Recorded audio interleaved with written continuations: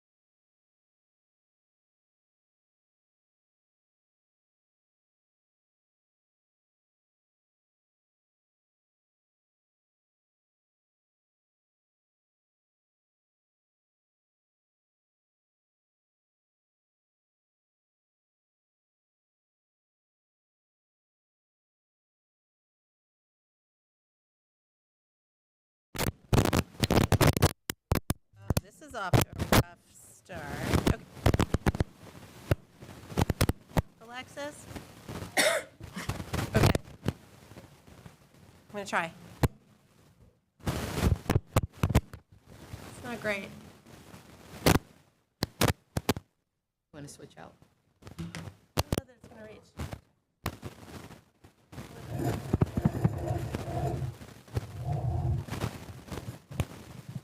Oh yeah, this one's fine. But is that one off? Okay. Yeah. All right. Are you gonna? She doesn't need to count me in, right? Yes. Could you open up the waiting room, Cassie? Yeah, I did. Oh, great. Thank you. Okay. All right. Good evening. I am very happy to welcome you to the January 8th, 2026 Northampton School Committee meeting. This is the first meeting of the new term, and I warmly welcome the 7 new members of the school committee and the returning 2 members. So the trick is on Zoom, we all need to be muted in the room.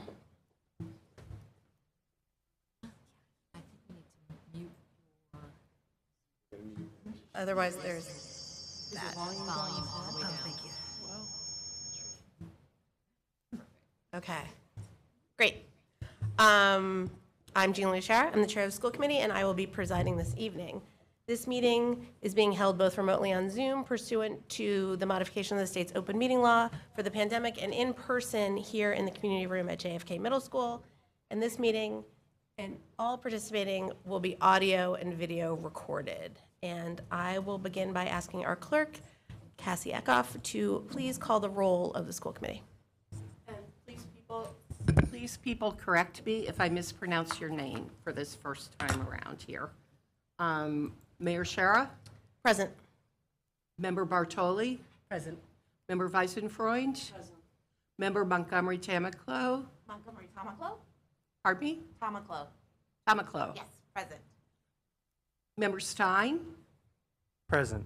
Member Martin? Here. Member Mahoney? Present. Member Reese? Present. Member Jewell? Present. Member Sainer Sullivan? Present. And We have a quorum. did you get member Weisenfeld? Yeah? Yes. Okay, great. Wonderful, thank you. First up on our agenda is the student representative report, and I welcome Ana Lucia. All right. Hi, everyone. My name is Ana Lucia Ohm. I'm an 11th grader at NHS, and I'm the school committee representative for the student union. And welcome to all of the new members, and welcome back to all the returning members. So just a little bit about what student union is. We're an elected body of students with 4 students from each grade. And we like to say that we're the bridge between students and administration. We listen to students' concerns and bring them up to the admin and sometimes up to you all if we feel it's necessary. And some of the things we have done this year is we held the municipal candidate forum at the beginning of the year that some of you participated in.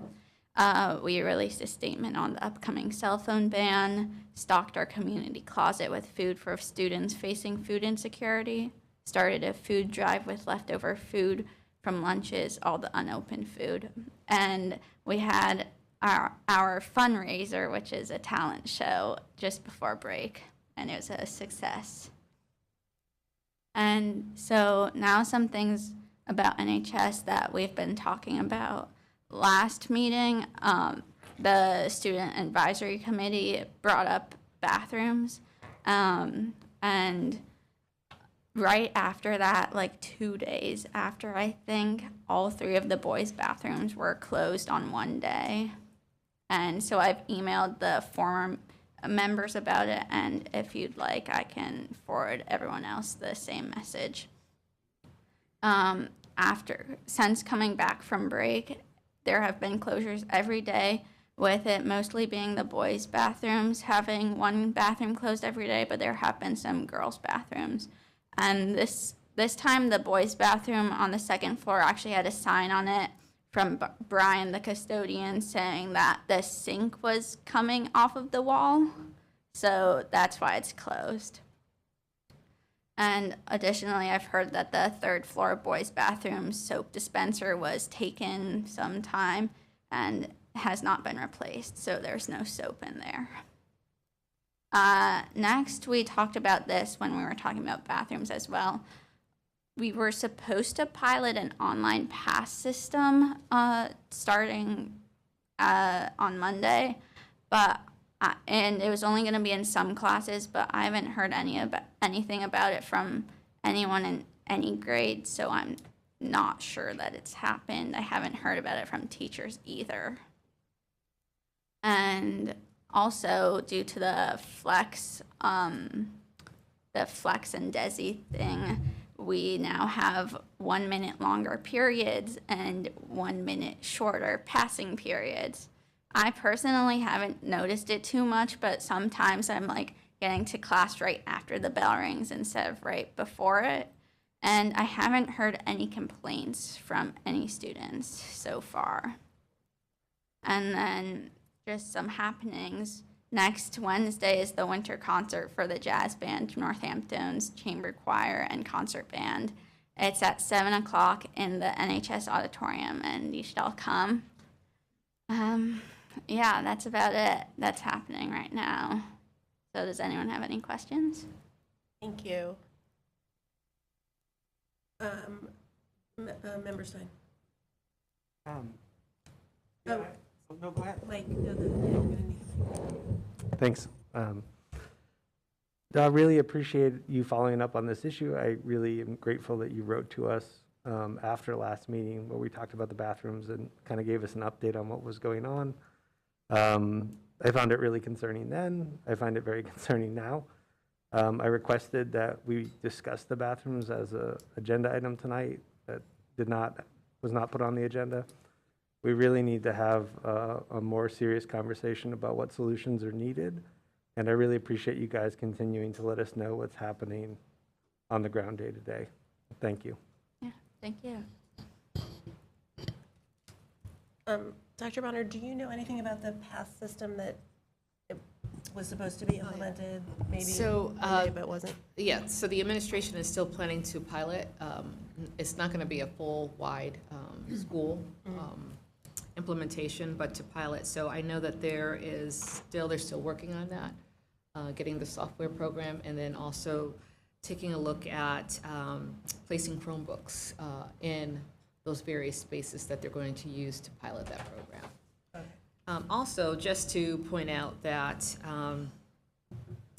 we are in the process of getting some additional hall monitors that will be placed in those halls, particularly around the boys' bathroom, and to be a little bit more vigilant in terms of monitoring of the students who are causing the vandalism. Okay. So, and then the other pieces too is also working with our staff about being mindful of students who are requesting to utilize the facilities and the amount of time that they are out and contacting administration to let them know that they are missing from class. So there's some things that are being put in place by the administration in the building, and they are working on these issues. Yeah, is that what the pass system is supposed to monitor, amount of? So the pass time, system, or- the way that I understand it to work is that you actually have to sign out. So there's a limitation of how many can sign out to be in the bathroom at that point in time, and given time, but it's also a tracker. So then you now know who may be in the bathroom at a window of time when vandalism occurs. So. Okay, thank you. Anyone else have any comments or questions for Ana Lucia? Okay, seeing none, thank you. Thank you. Appreciate it. And that will bring us to public comment. If you wish to make a comment, please use the raise hand feature if you are on Zoom, or sign up at the podium. Thank you, Cassie. You can always submit a written public comment, which is equally part of the public record. Thank you. At Northampton-school-committee at northampton-k12.us. and it'll be sent to all school committee members. Before you begin your comment, please state your name and your city or town for the public record. The school committee does not respond during public comment, as it's the public's time to speak, so while your comment should be directed to the school committee, you will understand when we don't respond to them. And to protect privacy rights, we ask that in your comments you do not use names of students or personnel. There is a limit of 3 minutes per person unless language interpretation was requested or accommodations for a communication disability have been requested at the start, in which case the time limit is 6 minutes. And I will be setting a timer to ensure that everybody has an equal opportunity to speak. According to our rules of procedure, the school committee receives public comment for a maximum of 90 minutes. So we are beginning public comment at 6:47 p.m. And first in the room is Bill Scher.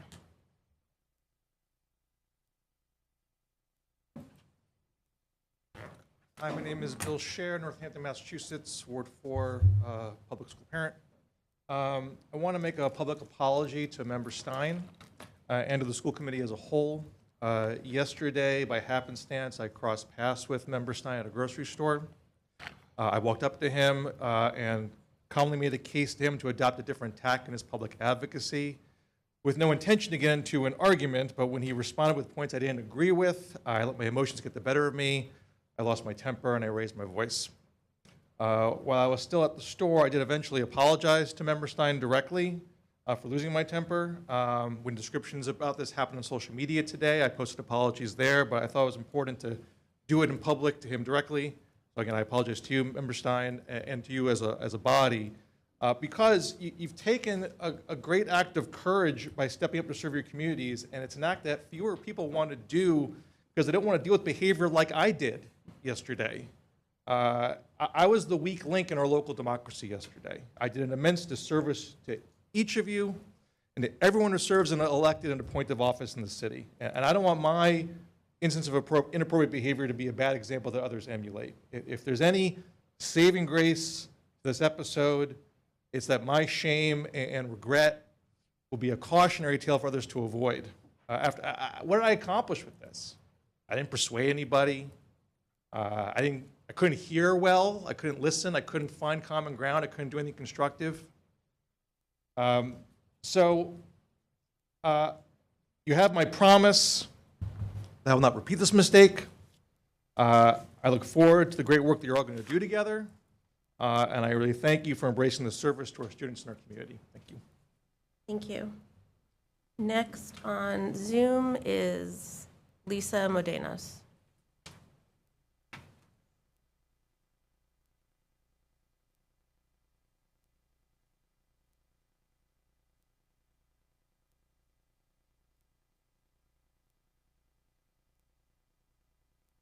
Oh, I'm sorry, we cannot hear you. And I'm not sure why. What do you mean? Hold on one second, please. I'll get her. I don't know. It's not coming out of, it's not coming out of the speaker.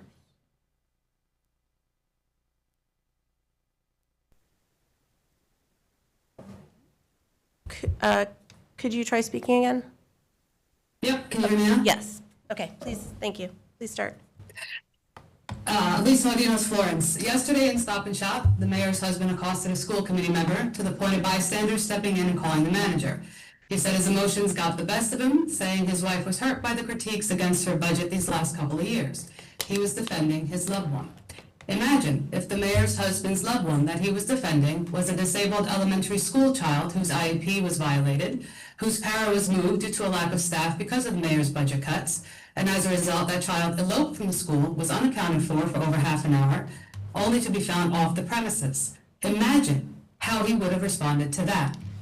Imagine if the mayor's husband's loved one that he was defending was a middle schooler whose IEP was not followed, and the child went into severe dysregulation as a result, to the point of someone without proper training deciding to restrain the child, leading to long-term trauma. Imagine how he would have responded to that. Imagine if the mayor's husband's loved one that he was defending was a high schooler whose reading capabilities were 3 to 4 grade levels behind, but as a child's parent, he was never told because the district is using smoke and mirrors to cover up their terrible system and lack of funding. Imagine how we would have responded to that. Our families have been called uncivil and uncollaborative by the mayor's supporters, and we were sucked into some bizarre symbolic chest-pounding display of power by the establishment against two elected officials that they hated. Given the details of the Stop and Shop incident, it seems that hate continues. None of us accosted anyone. We let our emotions get the better of us in letters to the editor, public comments, emails to our elected officials, Boston Globe articles, DESE complaints, and we were gaslit, ignored, and harmed, and so were our children. We were deemed uncivil because we advocated for our children. To quote Mayor Mamdani, for too long, those fluent in the good grammar of civility have deployed decorum to mask agendas of cruelty. To the new school committee, please, for the love of all of our children, don't buy the collaborative or civility decorum narrative from the mayor. Don't give it any more oxygen. According to the mayor's husband from the Stop and Shop incident, we shouldn't bother pushing back because the mayor will not change her budget approach, her agenda of cruelty. But she will continue to talk about collaboration. You know this now, so act accordingly. Defend our children, especially our most vulnerable. Push back anyway. Fight for public education, especially now, and fully fund our schools. Mamdani would. Thank you. Thank you. In the room, Margaret Riddle.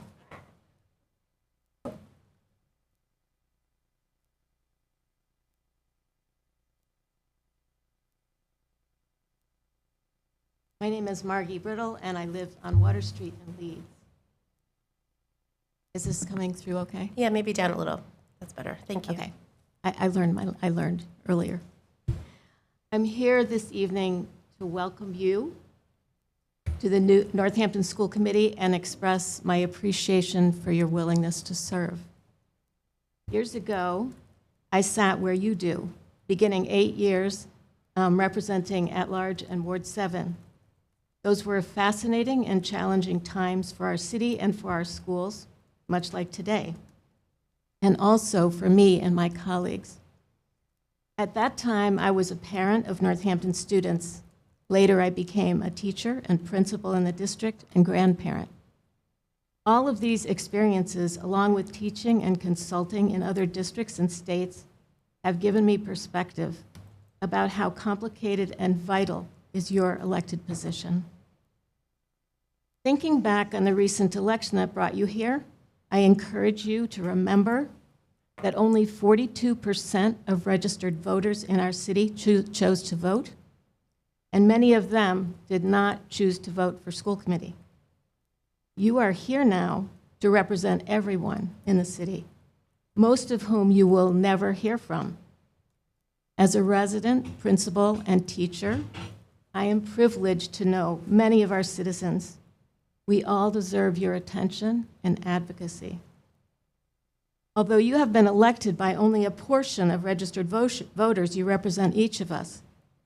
Even if we never contact you, we trust that you will study each issue with open-minded curiosity and humility, ensuring that you have the most current facts to make wise decisions on our behalf. The previous school committee created an excellent set of norms for your deliberations. This evening, you will review them and perhaps revise them. And then, as elected officials, you will respect them and us as you work together. Thank you. Thank you. Next is, on Zoom is Masaborski.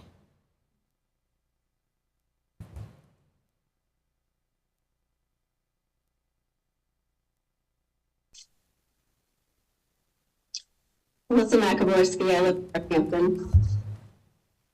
I want to say welcome to the new school committee. I'm so excited and happy to see all of these faces. There's a lot of work to do, and I know you guys will get right down to it and start making a difference. Appreciate that. To Bill Scher, appreciate the apology. Real apologies, real forgiveness comes from actions, not words, so we will see.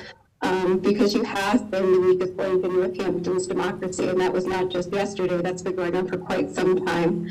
So we'll see how your actions change.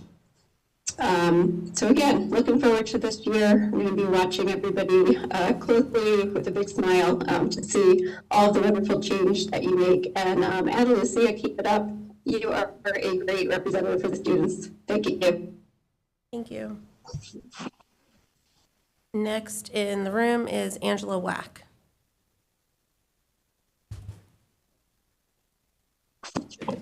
Good evening. I'm Angela Wack, and I live in Ward 2. I want to congratulate all of you on your election and being able to sit here. As you begin your new roles, I would really like to encourage you all to learn more about structural literacy. We have a literacy issue in our district and our state, and structured literacy is an approach to teaching reading that is grounded in cognitive science of how all humans develop neural pathways to enable us to read.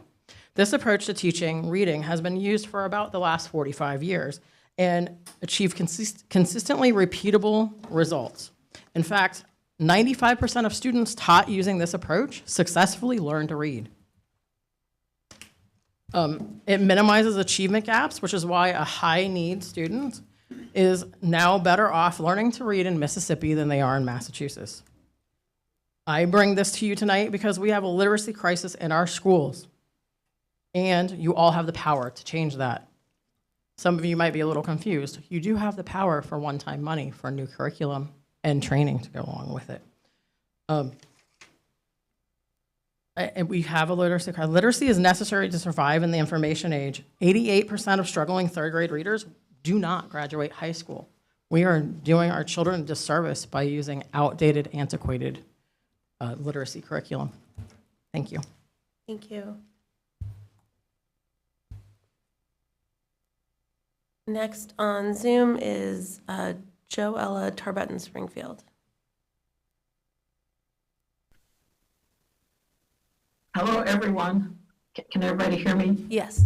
Oh, okay, hi. Well, yes, my name is Joella. They call me Jada Tarbutton Springfield, and I don't live in Springfield. I live here in Northampton in Ward 3. I wanted to say that last month, I was able to watch a video of last month's meeting in this format for the first time. And I appreciate the opportunity to listen and learn. I actually, it was pretty interesting in many ways. And today I'm here, but I have to go to another meeting that starts, so I may try to come back a little later. I just wanted to share how important it is that we continue to appreciate our shared goals and common grounds. Or maybe we realize that. I don't know if we always do, but I would appreciate it for us to focus on that while respecting our differences. And I always say this, and I'm going to say it until everybody hears me, and maybe even start this slogan too. Just remember that people who live in public housing have children who attend Northampton public schools. And I believe we have more in common than our differences. And ultimately, our goal should be for unity for all. So I'm going to thank you, and I got to go. You can talk about me after I'm gone. Thank you. Thank you. Yes, here, are there more signatures? Or more signups? Sorry. Thank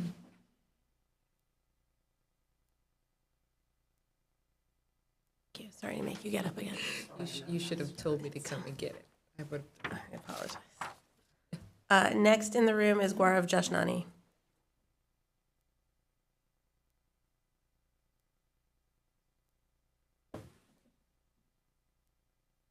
Hi, I'd like accommodations, please.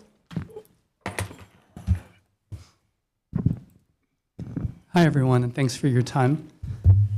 Welcome to the new members, of which there are so many. It's great to see you. I'm here to ask you to consider a mid-year appropriation. This past spring, the school committee had 3 choices for the budget: strong, level services, and a much lower one that was called the fiscal target, or the mayor's budget.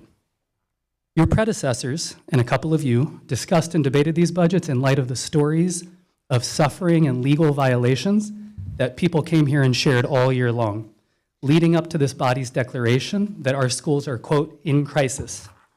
The school committee concurred with what I and many, many others said, that keeping staffing steady with the level services budget would prolong the crisis, would prolong the attack on our children and their ability to get even the legal minimum of an education. They perhaps saw that more of the same would especially harm the children that always get short shrift: poor, disabled, black and brown, and migrant children, the same ones under attack by numerous Trump administration policies. And so the school committee chose the strong budget, which meant that we could have much of what we needed for our kids. But we got none of this. The mayor single-handedly rejected this and wrote in a number $2.7 million less than the school committee said we needed to address what they called a district in crisis. The mayor said this was necessary to avoid a fiscal crisis. But then we had a huge budget surplus for the second year in a row and had $13 million to throw at solar and geothermal systems, so you can be the judge of that claim. Let me be clear. The current budget is violence against our children, most of all at Bridge Street Elementary. This school has different demographics from the rest of the schools here. It's 15% English language learners, 49% students of color, 50% low income, and 60% high needs. This is as of last year. Proportionally, Bridge Street had over 30% more poor students than the average for the other elementary schools last year. It's the only one eligible for, as of last year, for school-wide Title I funding, and yet gets less money and less staffing than other schools. Even most of the Title I money was taken away by filing for a state waiver. Just to give one example, according to slides I got from this committee, Bridge Street had half the number of full-time equivalent reading and math interventionists last year that Jackson Street had, despite having an identical number of students. It's not even equal, much less equitable. What I'm highlighting is that the school committee said our schools need more money. I agree. I'm calling on you to make a mid-year appropriation, one that will address the needs that the school committee and Superintendent Bonner highlighted during the spring budget discussions. We need an appropriation that can provide some of the things that the superintendent had on her slides for what the strong budget could do. It could provide enough reading and math interventionists to work with everyone who needs it. Can you believe that's an extra in this town? That's an extra. Starting at Bridge Street, instead of the horrific rationing that has been happening and been detailed by multiple educators in this room. Staff to monitor cafeteria, recess, and hallway spaces to increase safety and prevent bullying, for example, at JFK, where we heard about so many physical attacks that teachers and educators experienced last year. At least one full-time multilingual teacher for the district. That was on the slides. This is a school system where we often have dozens of migrant kids who are trying to learn English but receive hardly any instruction and support in monolingual classrooms. One full-time clerical worker at each school, one, instead of pulling the only librarian away from their job, as is the case at Bridge Street. And filling any other basic needs in order to be a district where all our students can receive a free and appropriate public education, just like it says on the Zoom background right now. We can support all children. We can afford that in this district. I know that this is something the committee voted for not long ago. Please use your power to make it happen. As we have all heard many times, better late than never. And I want to ask you all in the upcoming budget season, which is right around the corner, to follow through on your convictions. Please go to City Council to talk about why you want the budget that you have passed and why it's important to have adequate and equitable school funding and support the learning of all children. Finally, on a separate note, given the frightening and shameful events last night, I'm calling on the mayor to formally apologize to school committee member Mike Stein. I was shocked to read that her husband, Bill Schur, repeatedly menaced, intimidated, and harassed member Stein last night at Stop and Shop. According to a terrified 77-year-old West Hampton resident who observed the interaction without knowing either party, the mayor's husband, quote, was blocking the way, unquote, for member Stein, and, quote, getting right up in his face, end quote, while screaming at member Stein. I'm sorry to recount this in front of you. This senior citizen told Bill that he was frightening her. According to her, Bill replied, quote, that he can do and say what he wants, that it's a free country, end quote. She got the manager who got Bill to stop, but then he proceeded to find member Stein again and once again start screaming at him in the store. When Bill acknowledged in writing that he had done these things, this same elderly woman replied, quote, you physically got in his way and wouldn't let him pass. You didn't care if I was frightened and expressed to me that it was your right, end quote. Our mayor and her supporters talked about civility constantly last year. They called it bullying when people like me came here to say that my children and hundreds of others were suffering under unnecessary, avoidable budget cuts. To have her husband violently intimidating the mayor's most outspoken critic the night before the new school committee begins its work is truly astonishing. Frankly, it's scary and unhinged. Let me say my last sentence, thank you. A formal public apology from the mayor is the bare minimum of a start here, so I call on the mayor, her husband, and their supporters to take a good look at themselves and start fixing the toxic political culture that they've fostered here. Thank you. Thank you.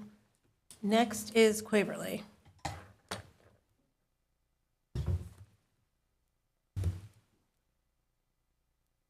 Requesting an accommodation, and I have never heard the instruction or the request that we not mention personnel. I don't think that's a legal request, and I don't even know what that means.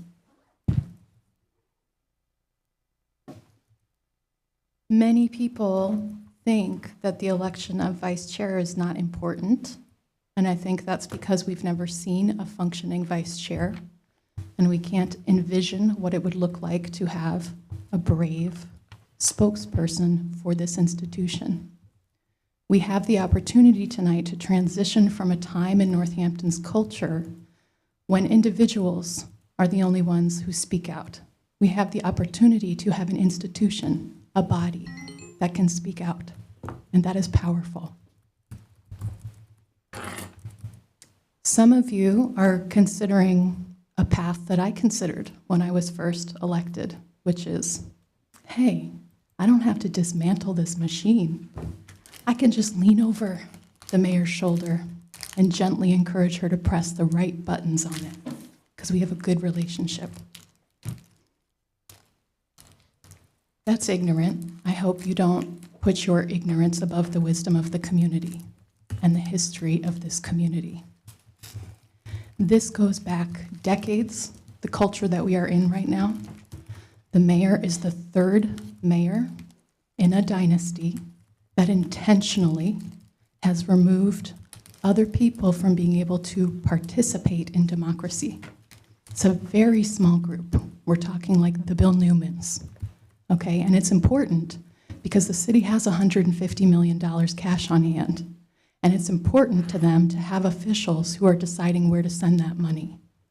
And it's important to them that we don't talk about those things. That's what they mean when they say we're being uncivil. And if your complaint is about the way Member Stein or myself comport ourselves on Facebook, you are late to the party. You missed years of collaborative decorum. Someone asked me the other day when I posted a comedic video about the mayor, is this necessary? And I said, only God knows. Because honestly, it's ridiculous that I have to try and experiment with that kind of public discourse to see what is necessary to raise awareness in this community. How do we get the attention of the voters? Because we cannot get the attention of the mayor. And it was reported that one of the things the mayor's husband said to Mike Stein was, don't bother pushing back. She's already made up her mind about the budget.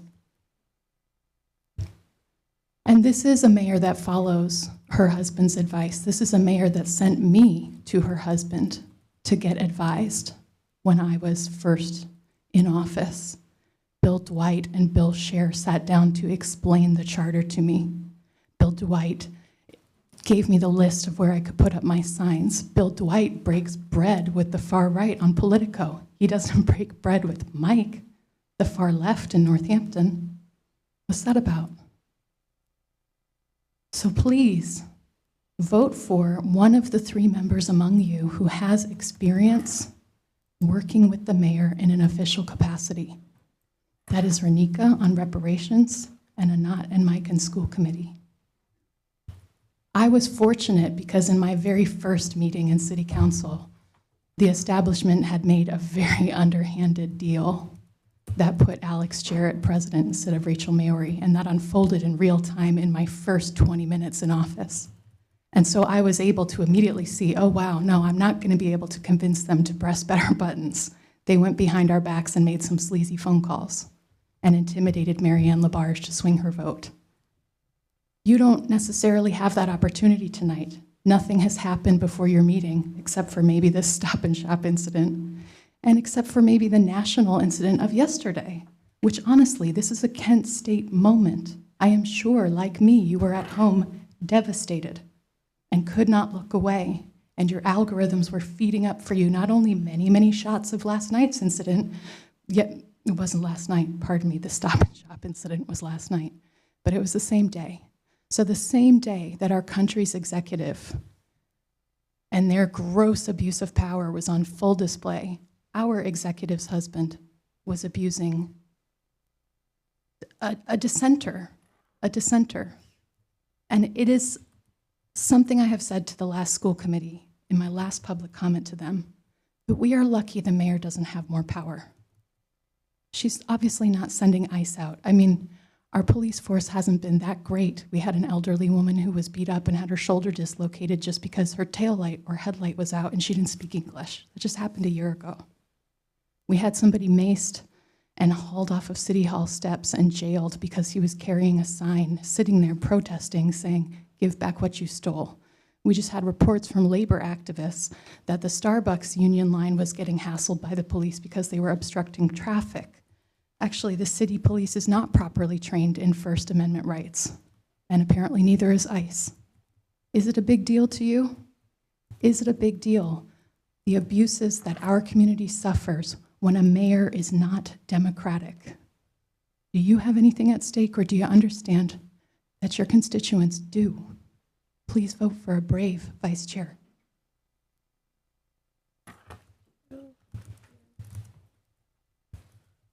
Next on Zoom is Deborah.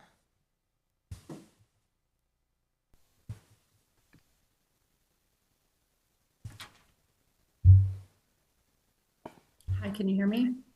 Can you say something else?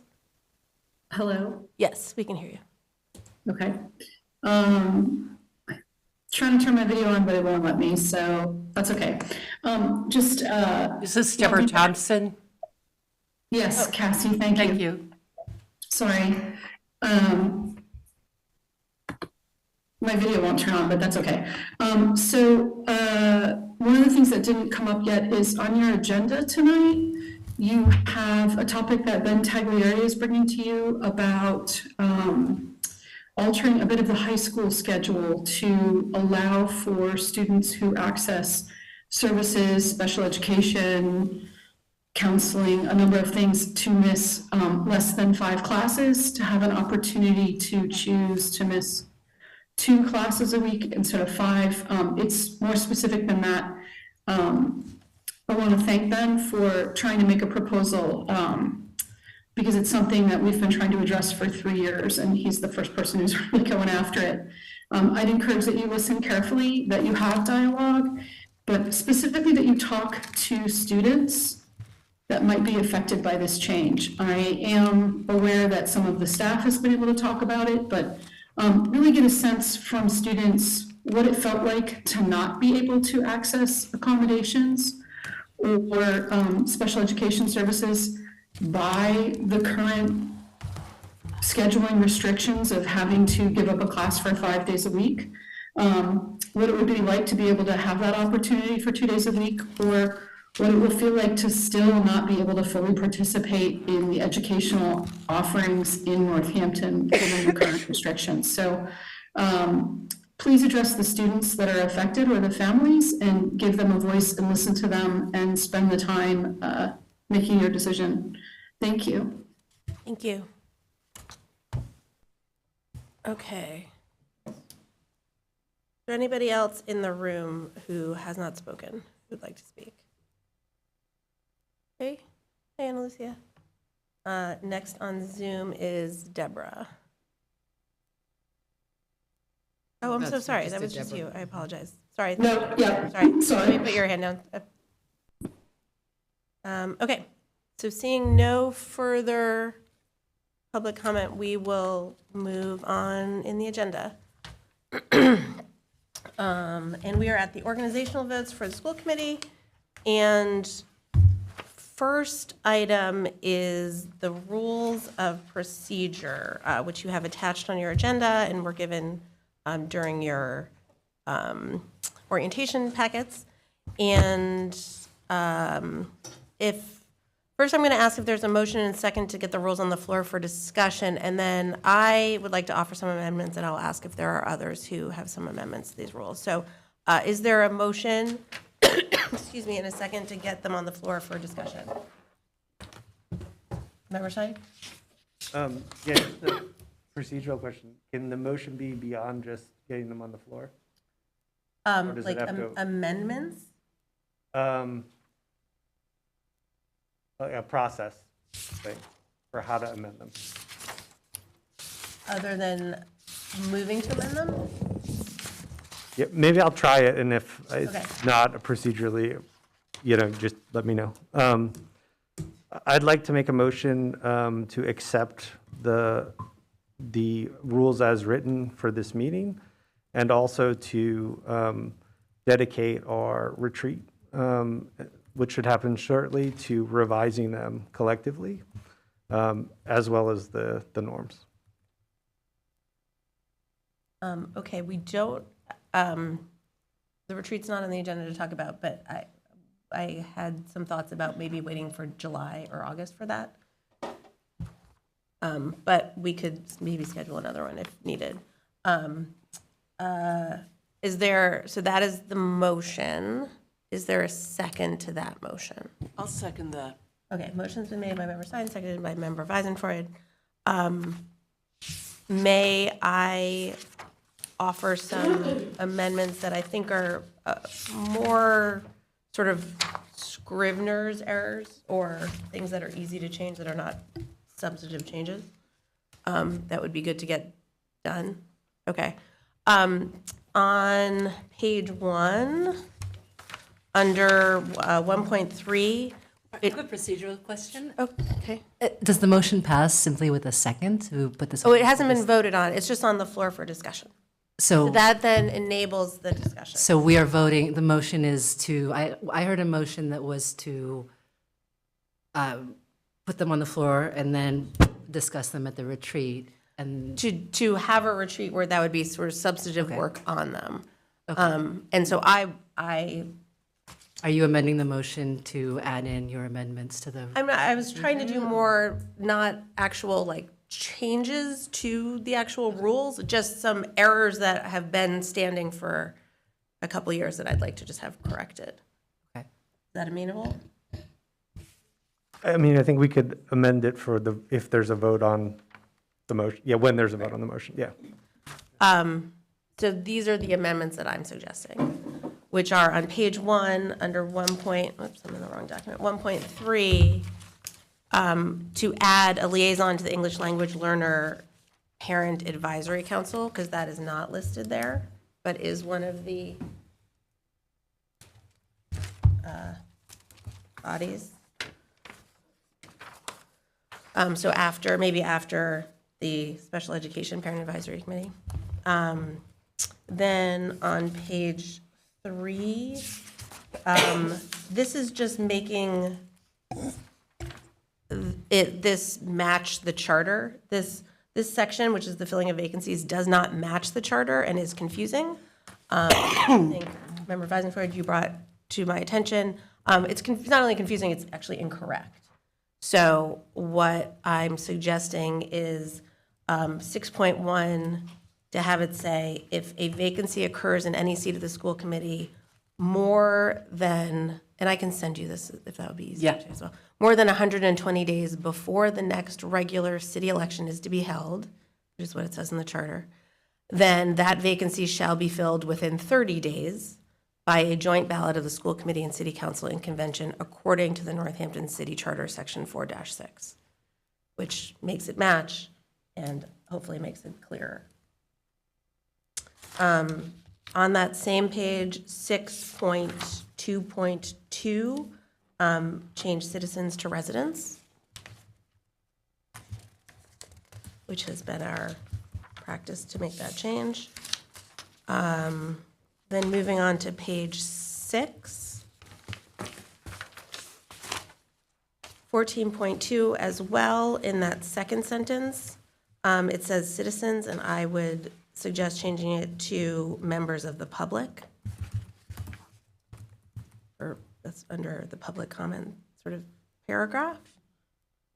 This is 14.2. This is page 6, 14.2.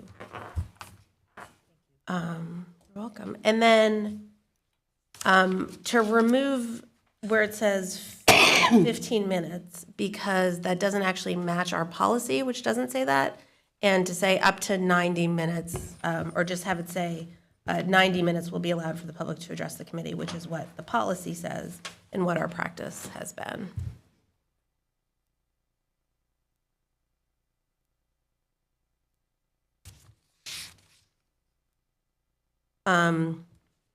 This may be something that we want to save because it's maybe a call as to what this means, but I find 14.5 to be confusing because this is our rule about the committee adjourning at 11 p.m. So it says that if a meeting is recessed, it must be reconvened within a week. This wouldn't be, if it wouldn't be a recess, it would be an adjournment.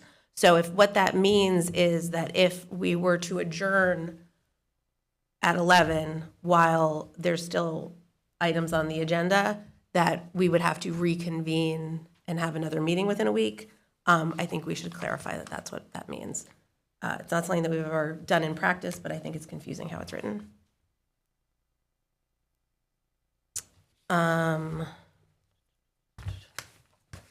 Page 7. This is also something that someone can say they'd rather talk about in a retreat. This is 15.4. Order of business shall be according to the agenda unless rules are suspended. Our practice has been that if we want to reorder something, often it's because we have a guest who we want to move up on the agenda. My practice has been to ask the committee if that's okay, and if there is nobody who objects, no member who objects, then we make that change without doing a rule suspension and then a vote. So if this committee would like to continue in that way, I would recommend that it say, the order of business shall be according to the agenda unless reordered by the chair with no objection from any committee member.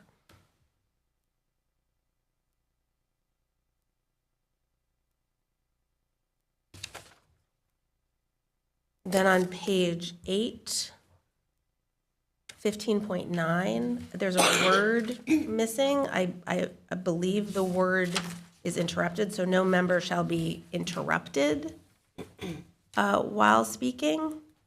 And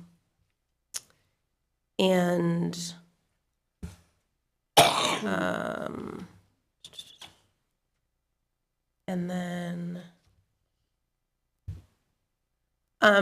there's also, it says no member shall, I think, interrupted while speaking, but by a call to order or to move the previous question. That actually doesn't match or conform with Robert's rules. In Robert's rules, you, moving the previous question, AKA calling the question, basically you are trying to stop deliberation, and then you need to have a vote. That in Robert's rules is not something that can interrupt a speaker. So you have to wait until the current person who has the floor has stopped speaking, and then you may say that I want to move the previous question or call the question, which then would need to be voted on. So to have that match Robert's rules, I would just from that section remove or to call the previous question.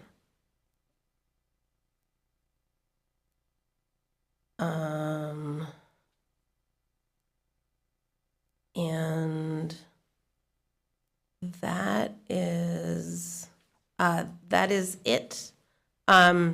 These are not rules that are on here, but in terms of how meetings are run, I would just like to share that I would like to, we have done it, we don't have it on this agenda, but often we put a recommended amount of time for a section of discussion.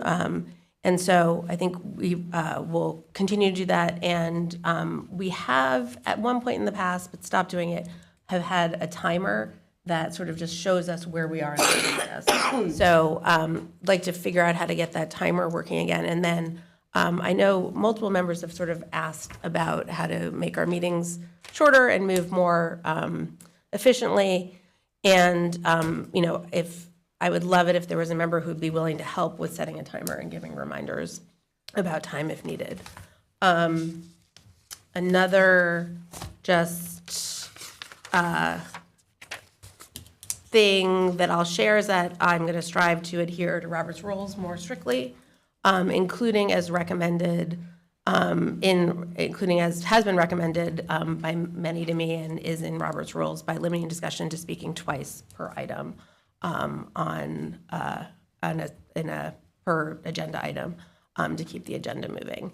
I am always open to other suggestions from members if you have ideas on how to keep the meeting on track and the agenda completed in a reasonable time, and I'm always happy to hear them. So those are my suggestions, and Member Stein. Thank you. I have a question and a comment and a motion, and I'll try to do them very quickly. So the question is, if you had some replacement language for 14.5, this was on the reconvene rule if we exceed the 11 o'clock deadline. I don't know if you had something already in mind.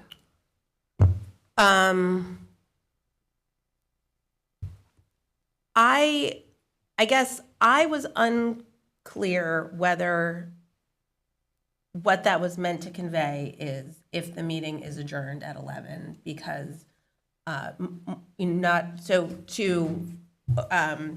to suspend that rule, you need 2/3 vote. So if that doesn't pass and it adjourns, then, so I guess, is it your understanding from reading it that what that is meant to mean is that by calling that a recess, they actually mean adjournment, or the writers meant adjournment?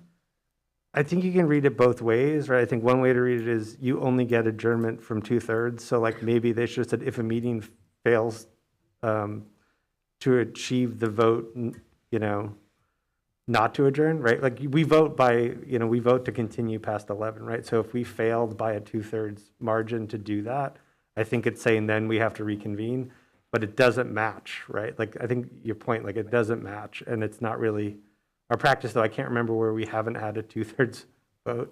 I've never experienced it. So, I mean, I get what if we agree with that interpretation. One way to harmonize it might be to say, you know, if an extension beyond 11 p.m. fails to get a 2/3 majority, the body must reconvene within a week, or we could change whatever the timescale is to address any items that were still on the agenda.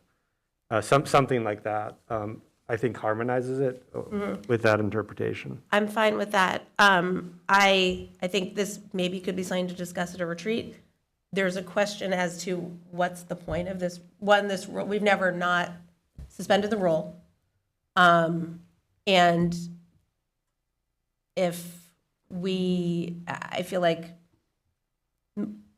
I've never really thought about the fact that we'd have to have another meeting within a week to finish the agenda. I think that would make us even less likely to suspend the rule. So we could talk about whether this is a rule that really makes sense. Although it does keep us mindful of what time it is, although I don't think any of us ever don't know what time it is when we get around to 11. I'm going to skip my comment and just go to the motion. So I'm going to move to amend the motion on the floor to include the suggestions made by the chair for 1.3, 6.1, 6.2.2, 14.2, 15.4, 15.9, and then it sounds like we got to some language just then for 14.5, but we'd have to, at least it harmonizes it for now. We could go back, Cassie, to look at what we just came up with. Yeah. But that would be my motion. Okay. I'll second again. I'd like to make a move to amend the amendment to the motion Cassie, could you read back what has come in? As the motion? Yeah. The motion and its amendment? Just No. a point, we have to vote on cannot. the, We can amend an Amendment amendment first. before we vote. we have to vote on the motion I made that was seconded to amend the original motion. Mm-hmm. And then you can make another motion to change whatever happened there. I'm sorry, I was going to have to go to the tape to catch all the detail Okay. on that. Any discussion to the motion on the floor, which is Member Stein, the motion that Member Stein just made? Yeah. Regarding the motion, this is just for that and not adding anything else to the changes. Okay. Yeah, Just what was just discussed and the harmonizing of. 14.5. So it's like adding all the changes that the chair requested to the original motion. Got it? Yes. If there are additional motions that, or amendments that we want to make, will we wait until after this vote? Yes. This is to the motion on the floor. Member Martin? Yes. Yes. And regarding 15.9. Use the mic. Thank you. Regarding 15.9, I'm a little unclear about the impact. I mean, as I read this, is the gist of this rule to be just that no member shall be interrupted by speaking, or is it beyond that? So that no member shall be interrupted while speaking except for you can make a point of order or a point of information, or I guess for the chair to call for order. And I was requesting move the previous question, which is under Robert's rules, not an interruptible motion. Does that make sense? Okay. Any further discussion to the motion on the floor? Okay. Roll call, please, Cassie. Motion again. Oh, That's okay. I can roughly go over it. Is that okay? Yeah. Page 1, under 1.3, add liaison to what I assume is the list of, The 10. Yes. got it. Page 3, to align with the charter about replacing people. Change citizens to residents. In 14.2, change to members of the public. There was another one that I had to reference the tape. 14.5, this is the one about adjourning at 11. 15.4, our practice has been to reorder for guests, has been to ask committee if it's okay to reorder the agenda. We want to codify that.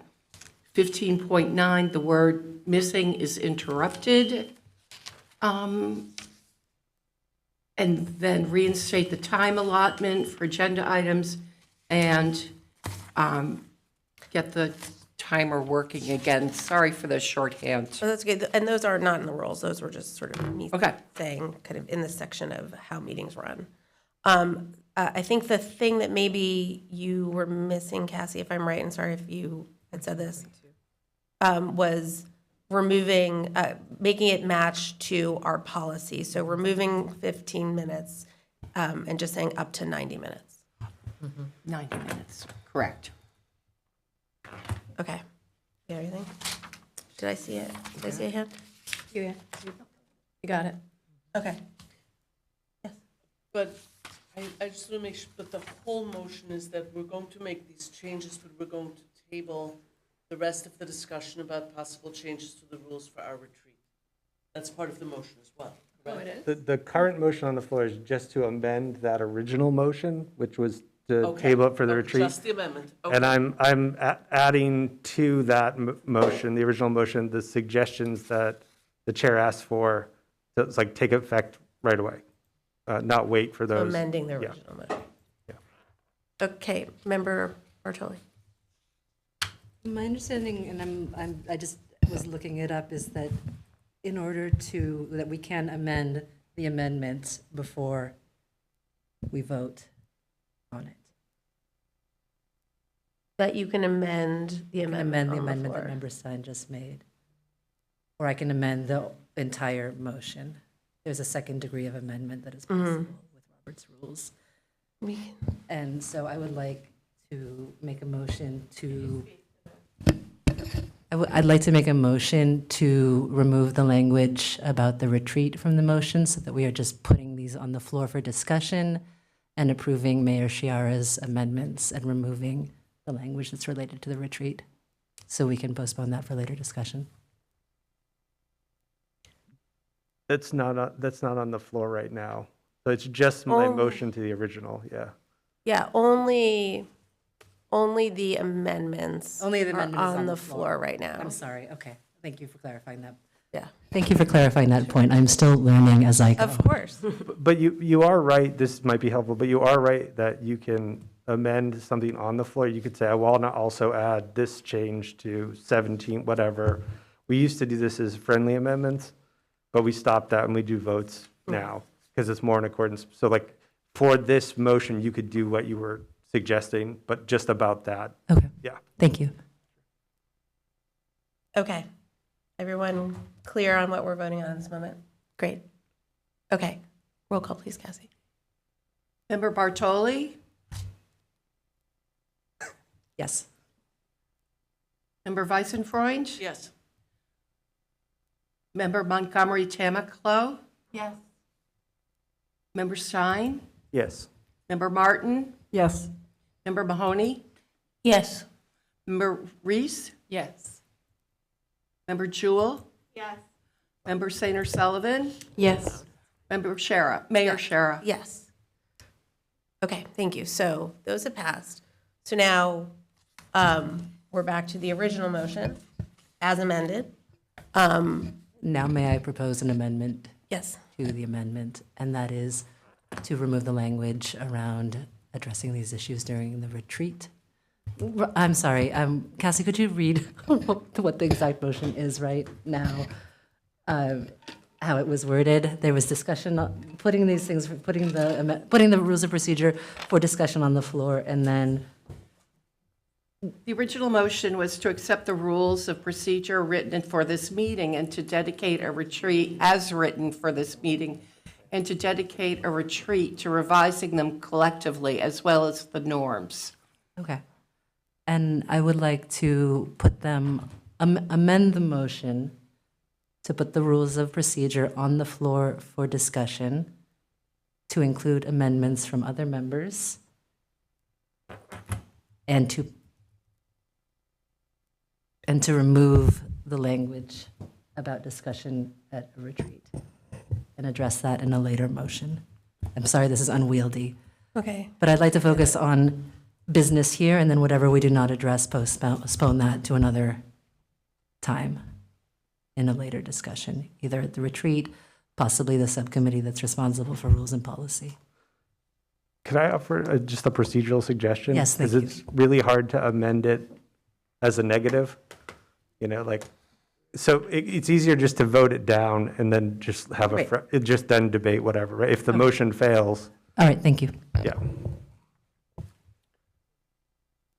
So are there any further discussion to voting as amended, which is the motion that's on the floor? And to have a substantive discussion about them and the norms at a retreat. Member Martin.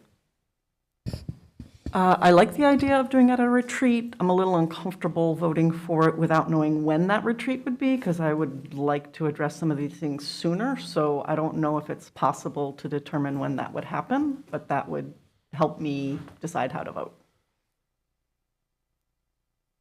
Okay. Anyone else who hasn't spoken?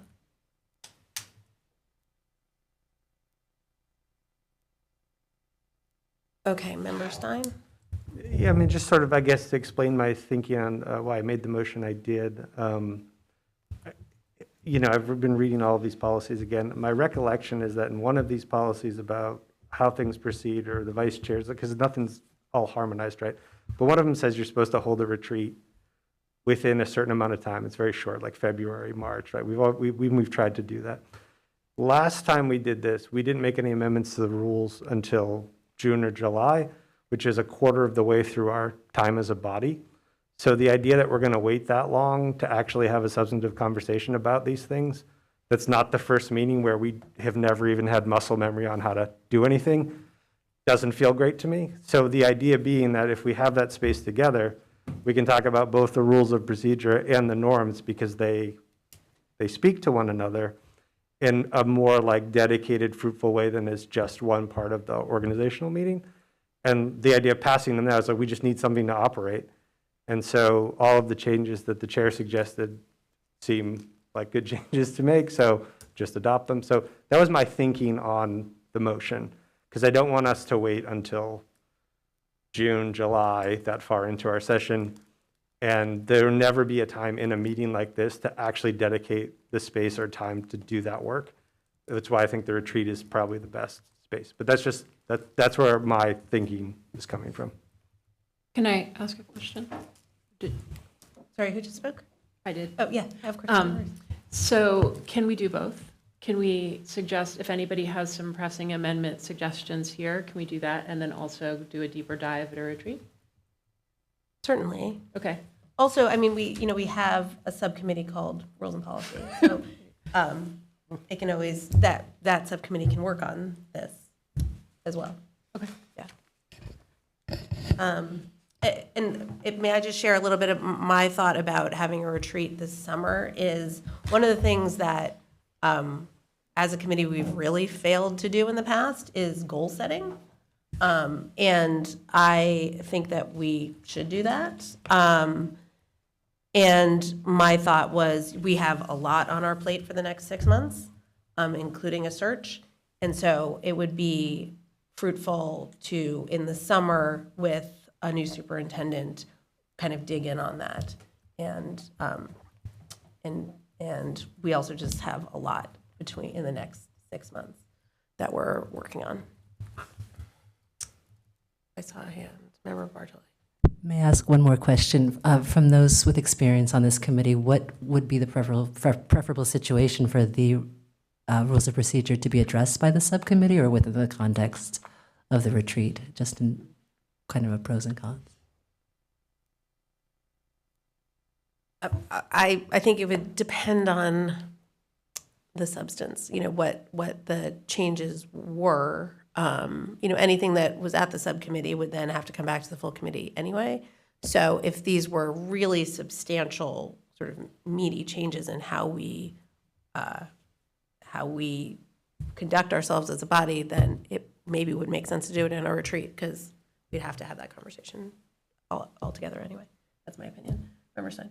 Yeah, I mean, I share that, and I would just add to it, which I think is partly in the chair's answer, that you're extremely limited. You have 3 members of the body that can't talk to one another outside of that meeting, and then can't talk to us until we're all back together unless they're a quorum. So there's no space to have the actual substantive conversations about, like for instance, if we're going to go ahead with amendments tonight, one of the first ones I want to make is on 2.3, and it has to do with adding the standing charge of committees. That's a very complicated, substantive thing to talk about. And the only space to really do it is if you have a longer format where we're all kind of together to do so. But yeah, it's the open meeting law limitation, which is really the hard part. Thank you. Okay. Any further discussion or any other amendments that people would like to make today that feel sort of fit within that? Yeah. I have 2 things to say, but one is to address the timekeeper question. I'm wondering if that can be a rotating role that we all take a turn at, so no one is like fully burdened with that.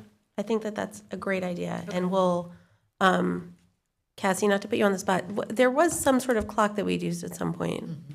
I think Carrie LaBounty was the timekeeper.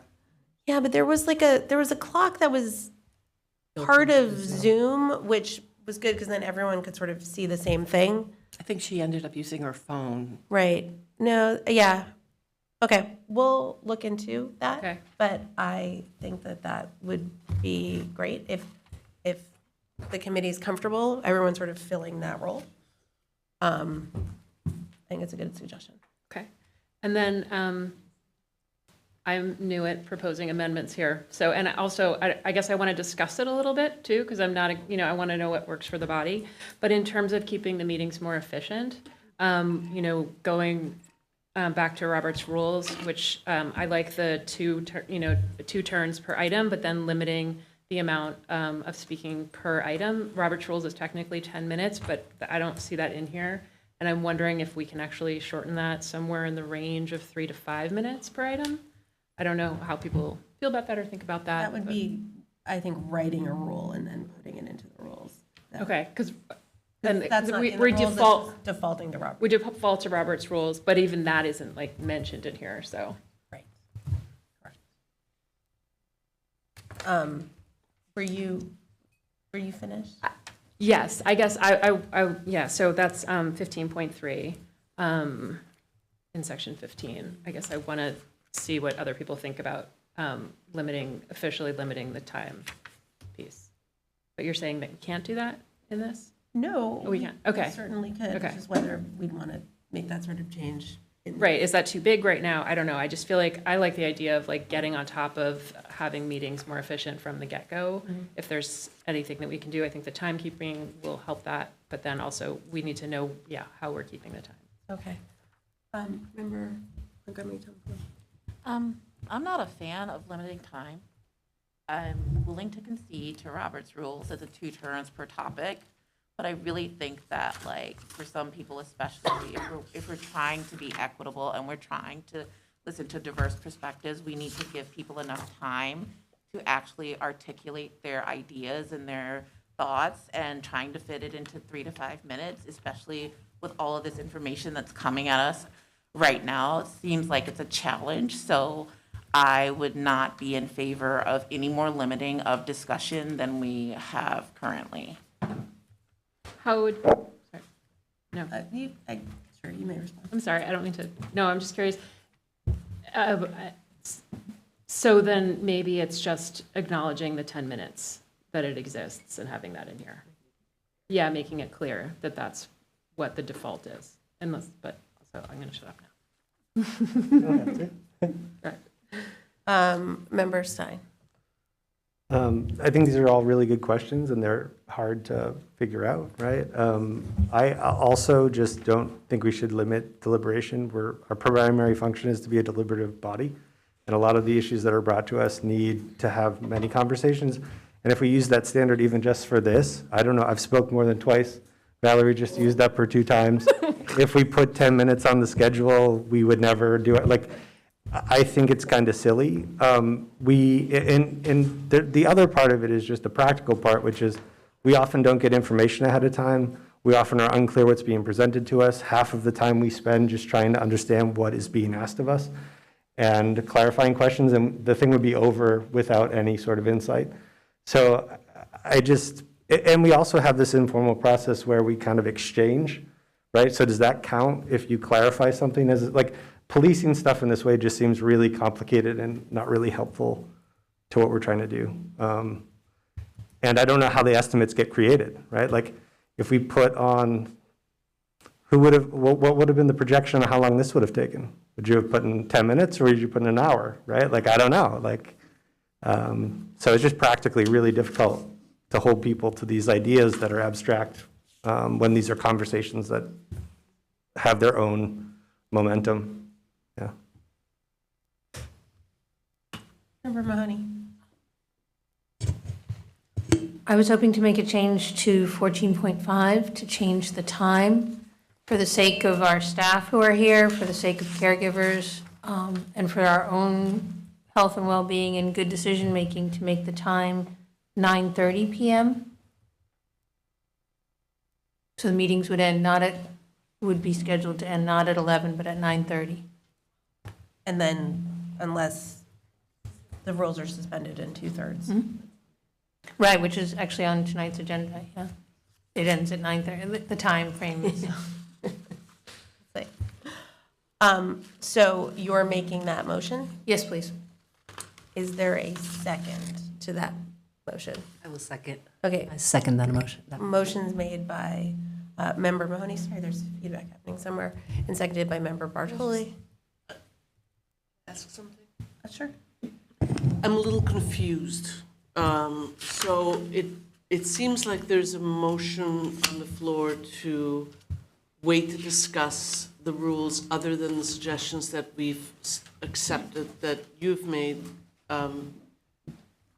And now we're having other suggestions of changes made. So I'm a little confused about what we're doing. Like, are we voting on this motion? Like, let's just vote on it, like to wait to do it at the retreat or not. And if we're not going to do it that way, then I think we can talk about what changes we want to see tonight. You know, maybe everybody needs to make comments tonight or make suggestions tonight and doesn't want to wait till the retreat. But I'm not sure where we're going here. I think that's been unclear from the start of this discussion. Yeah. I mean, I think my sense is if there are very significant, like, rewriting of whole sections, that my sense is that people would want to wait till a retreat.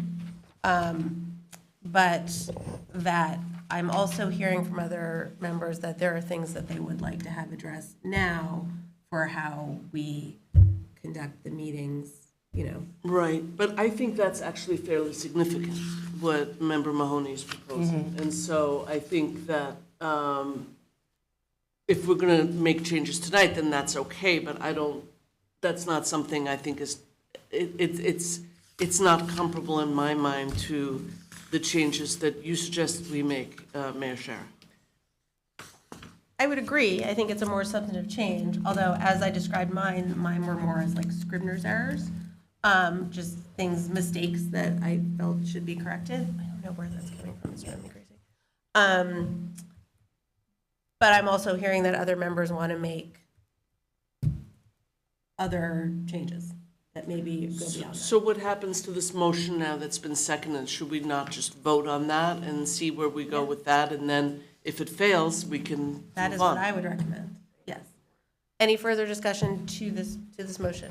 Member Martin? Yeah, sorry. So in order, again, to vote on that motion about whether we're deferring these to a retreat, I don't feel like I have clarity about when the retreat would be. You're saying wait until the summer, when we have a new superintendent, there's a rationale there. As Mike pointed out, that is a quarter of a way through, you know, our time together. So what is possible about doing a retreat sooner, given, yes, we do have a lot of work on our plates coming up? If, I'm just going to sort of take a temperature of the committee and see if you would like to do a retreat that's just really kind of rules and norms based. Sooner, yes, and then do sort of goal setting in the summer. I'm seeing, Yes. I don't think I see anyone who doesn't seem into that.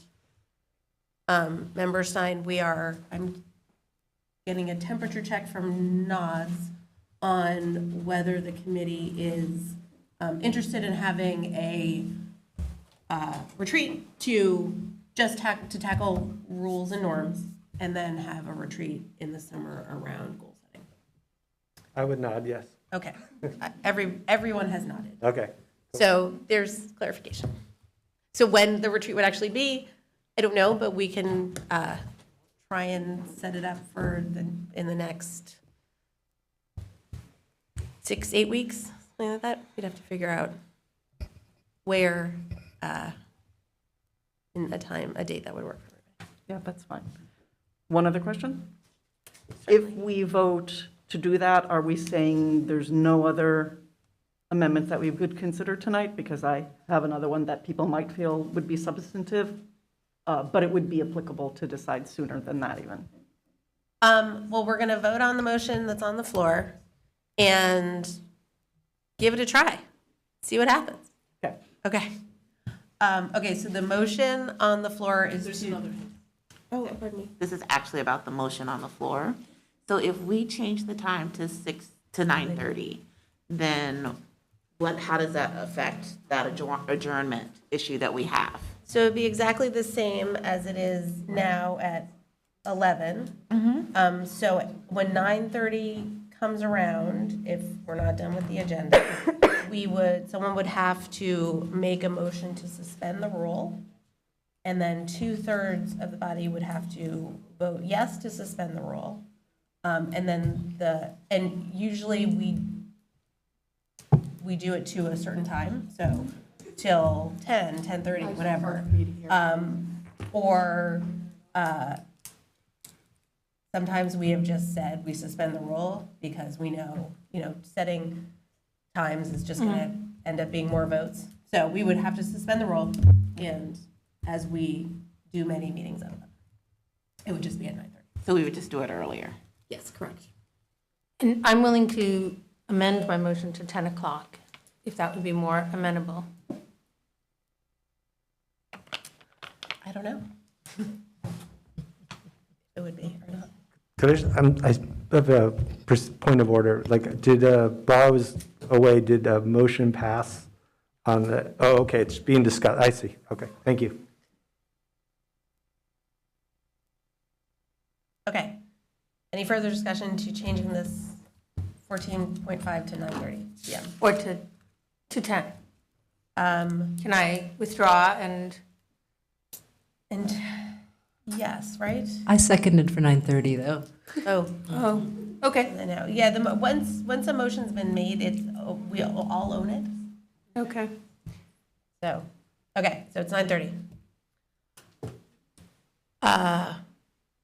Roll call, please, Cassie. Member Weissenfreund. No. Member Montgomery Tamaclow. No. Member Stein. No. Member Martin. Yes. Member Mahoney. Yes. Member Reese. Yes. Member Jewell. I'm going to abstain because this is racking my brain right now. Member Sainer Sullivan. Yes. Mayor Shara. Yes. Member Bartoli. Yes. Aye. 6. Nay. 3. Abstain. 1. Okay, so it is now changed to 9:30. And we will be prepared to suspend that rule at 9:30. Yeah. Good goal. Yes. So, and we actually haven't voted on the original. That's true, that motion. amendment, yes, Okay. you're right. The rules haven't passed, but that amendment is there. Okay, where are we? Any other amendments? Yes. I don't have an amendment, I just want to understand something. Section 4, the ad hoc committees. I'm just wondering how those proceed with the new school committee, because there's school committee members on those committees, the old school committee members on those committees. How do those committees finish up? Do you appoint new members, or, I'm thinking of the cell phone? May I speak? Please. Okay. So, very good question. So right now, we currently only have one ad hoc committee that is literally finishing up. We thought we were going to be finished with the right timing, but we do see that we need at least one meeting, maybe two, to finish up with that draft policy. This is the cell phone? This is the cell phone policy. And so with the ad hoc committee, that's an appointment made by the mayor. Yeah. And currently, right now, there are 2 former school committee members who are on that committee. Yeah. So I don't know, it's pretty much up to the mayor and the body in terms of, because we are almost done with the work. To change the mix would probably delay our timing of getting the full policy to you all. But ultimately, you all have the final say. That is just a body that has been putting things together. There is a echo, sorry. That is a body that has been putting things together for this body to really have that conversation in terms of where they want to go. Okay. But Thank good you. question. So.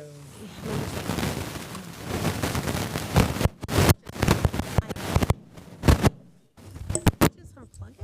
What happens?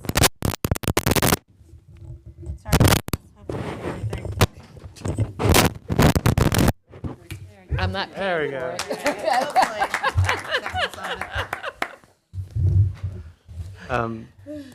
No, I just want to say, because I don't know if we should make a rule change there, or, because the other option is you have to keep in mind when you make a motion for an ad hoc committee and we pass it, what its charge is, and it should have something to do with its duration as well.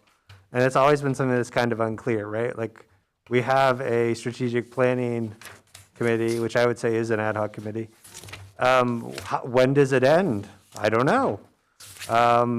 Same thing with the cell phone, like, what is the charge? And if you're not really specific in the motion that's creating it, we end up in these strange amorphous zones. So I think there's an argument to be more clear about the rules. I also think there's an argument, like, for instance, one could say something to the extent of, ad hoc committees that are proposed have a clear mission and duration. Like, I don't know what we would put in, but like, you could think of ways to try to prevent the amorphous nature of these things.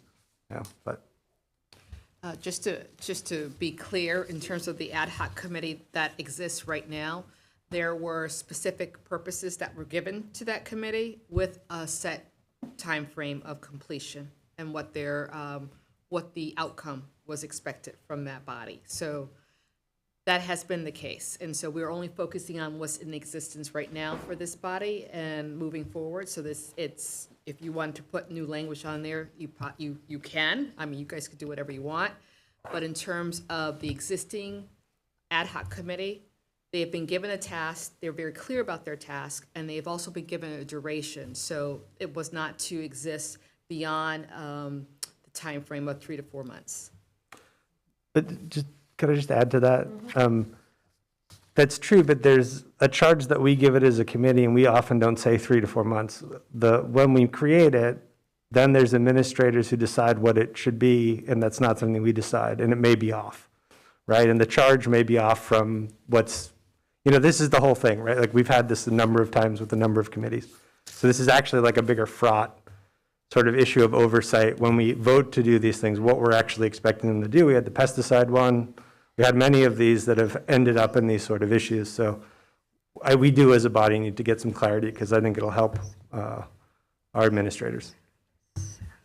I think that's something we certainly could work on. Often they have a charge, and then there's a report or there's something that they produce, and then once that has been completed, they dissolve. Okay, yes.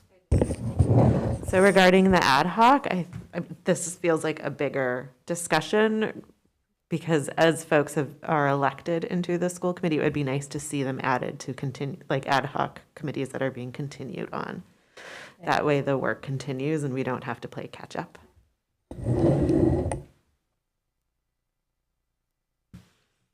Okay, any other amendments or discussion on the rules? So again, I'm a little unclear about process, but if I may. So this is perhaps likely seen as a more major change by some, but let me just throw it out there for your consideration, or at least introduction, if not agreement now. But in alignment with, I think, a value many of us share to distribute power more within the school committee, I propose that for assignments to subcommittees and to ad hoc committees, it is not just the chair, but the chair and the vice chair that make those assignments. So I would, and there's several places, I think there's 2 places where that happens in 2.2 and 4.1.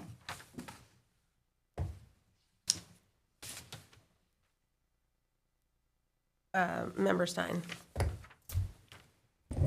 I might be wrong about this, but I think the charter doesn't allow that. I think that the charter gives the mayor the power. I mean, it could be wrong, but I don't know that we can amend that in our rules. I'm also not sure, which is why I threw it to you to then try and look at it. It may be that that's not something. I'd like to ask for a 5-minute break. Sure, 8:06, so we'll come back at 8, about 8:12.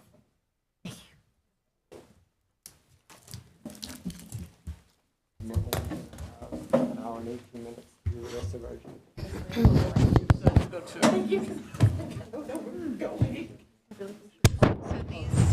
Okay, I was about to say it. Be careful, there's. Yeah, so these mics are still,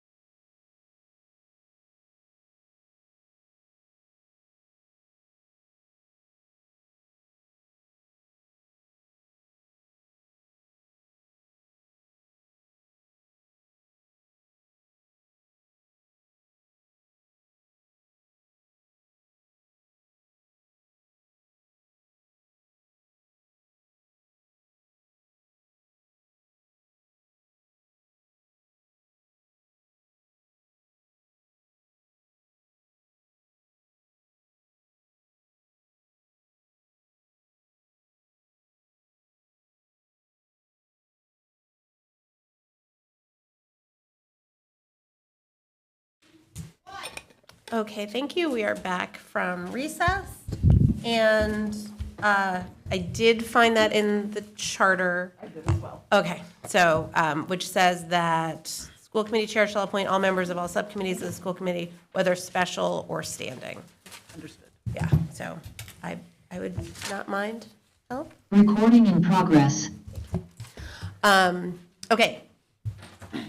Any further amendments or discussion? Member Stein? I just want to add this because I missed the deliberation mostly on it, but I just want everyone to be really clear that if the 9:30, if this passes and the 9:30 rule is starting at 9:30, which right now would be in an hour and 12 minutes, and we're still on the first item, we would have to extend the time and extend the time and extend the time, or if we don't, have to come back here within a week and trying to schedule, we're going to see how hard it is to schedule this retreat, but to try to schedule a quorum within a week to take up the work is tough. So just, I guess, keep that in mind. Didn't the motion pass? Yes. Yes. No, I know, but I'm saying we're going to vote on the total package. Right. Oh, Yeah. this is still part of the package? Yes, Yeah. this is part of the package. I mean, we can just suspend the rule, which we do. Okay, any further discussion? Cassie, can you repeat the motion, please? This is way back at the beginning, right? To put the rules of procedure on the floor for amendments from other members and change to discuss, have changes discussed at another time? Is that where we are? Yeah. I apologize. As amended. Okay, Do you want me to run through it? sure. Okay. The motion was to put it on the floor for discussion and to hold a retreat to discuss changes to both the rules and the norms, which is a further agenda item. Yeah. To incorporate all of the changes that were suggested by the chair. I'm not going to list all those numbers, but all of those ones that we talked about. And also was further amended to change, I don't have the number, but the rule providing when we are supposed to end or extend time from 11 p.m. to 9:30 p.m. Yeah. That was everything, yes? Okay. So, roll call, please, when you're ready. Sorry, this is the confusing discussion to track. Member Stein? Yes. Member Martin? Yes. Member Mahoney? Yes. Member Reese? Yes. Member Jewell? Yes. Member Sainer Sullivan? Yes. Mayor Shara? Yes. Member Bartoli? Yes. Member Weisenfreund? Yes. Member Montgomery Tamaclo? Yes. Unanimous. Does that mean we end at 9:30 now? It means that unless we suspend the rules, yes. A lot of votes for you, Cassie. Chop, chop. Man, this is gonna. Hearing my voice. Okay, so we will work on.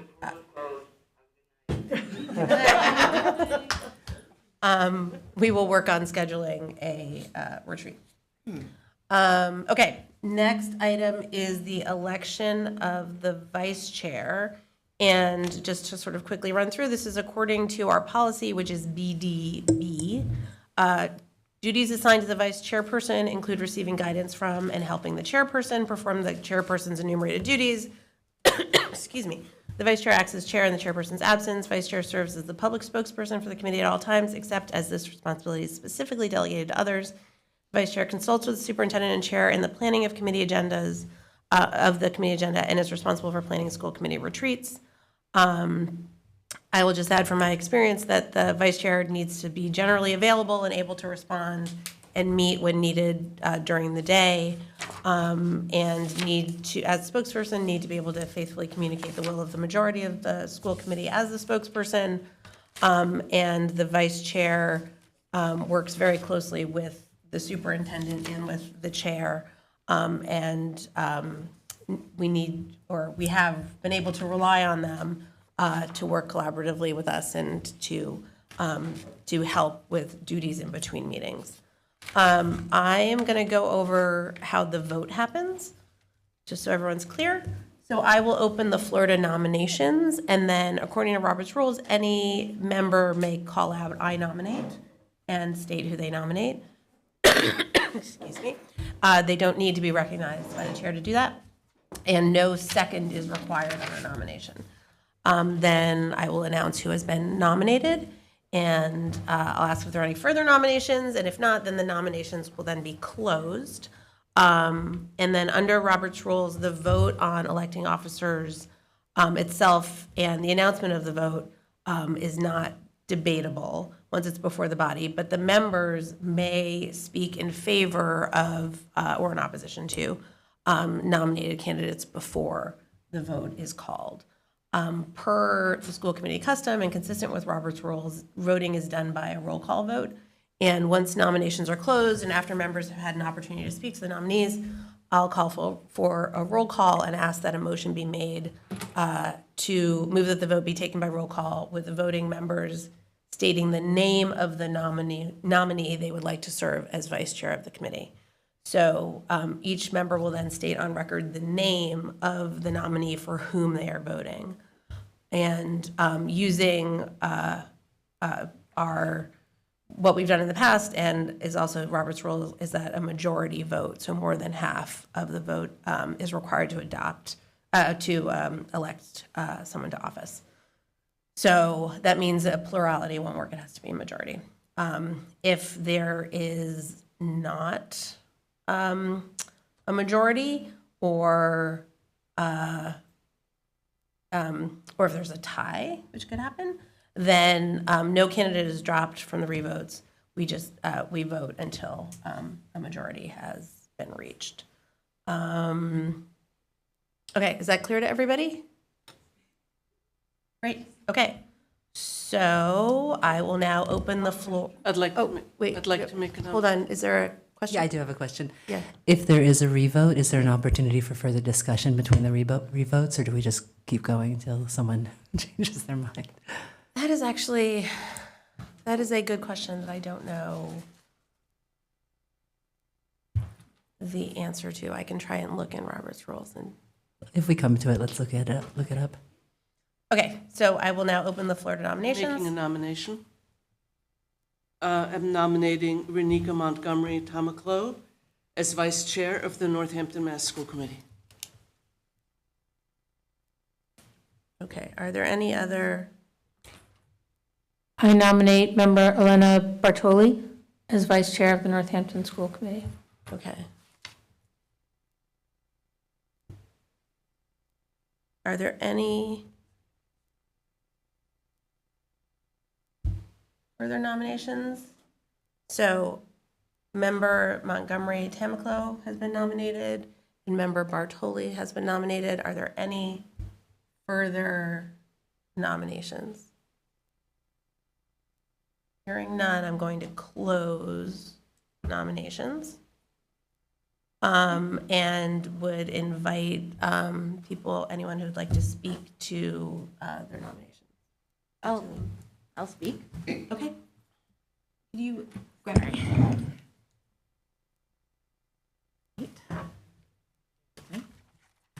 So, first, I'm very honored to be considered for the role of vice chair of the Northampton School Committee.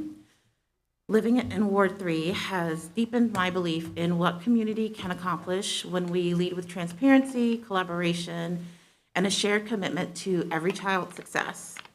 So my dedication to this work is rooted in lived experience. I'm a Head Start graduate. I went on to earn 2 degrees from Yale. I know what becomes possible when children are supported, believed in, and given access to opportunity. That experience guides me every day as an epidemiologist, as a project manager, and as a commissioner on the Northampton Reparations Study Commission. In my work as a reparations commissioner, I have helped lead a community-wide process that is grounded in truth-telling, historical understanding, and equity-centered policy design. That work has taught me the importance of having hard conversations, and we will have hard conversations, especially when navigating topics that are complex, emotional, and deeply personal. And what is more complex or deeply personal than the education of our children? I believe that listening to understand, engaging with curiosity, and treating every voice with dignity are essential to building trust and essential to effective school governance. I also understand that leadership requires the courage to make hard decisions. Our district faces real challenges, and families and educators deserve leaders who can weigh evidence, consider diverse perspectives, and act with integrity even when the path forward is not easy, and it will not be easy. I am committed to making decisions that are thoughtful, transparent, and grounded in what is best for students. And as vice chair, I will focus on strengthening communication and transparency. We need to engage our families, we need to engage our students, we need to engage our educators. We need to ensure that everyone feels seen and heard and everyone is informed. Supporting academic excellence for all learners. Every student is able to achieve within their ability, with particular attention to students who have been historically underserved. That includes our high-needs students, fostering respectful, productive discourse within the community and across the district, even when we disagree. One of the things I've done on reparations is have very, very difficult conversations where temperatures get high, and we still always manage to come out on the other side. I also promise to make decisions with clarity and compassion, guided by data, but data is not the only thing. We need community input and a commitment to equity.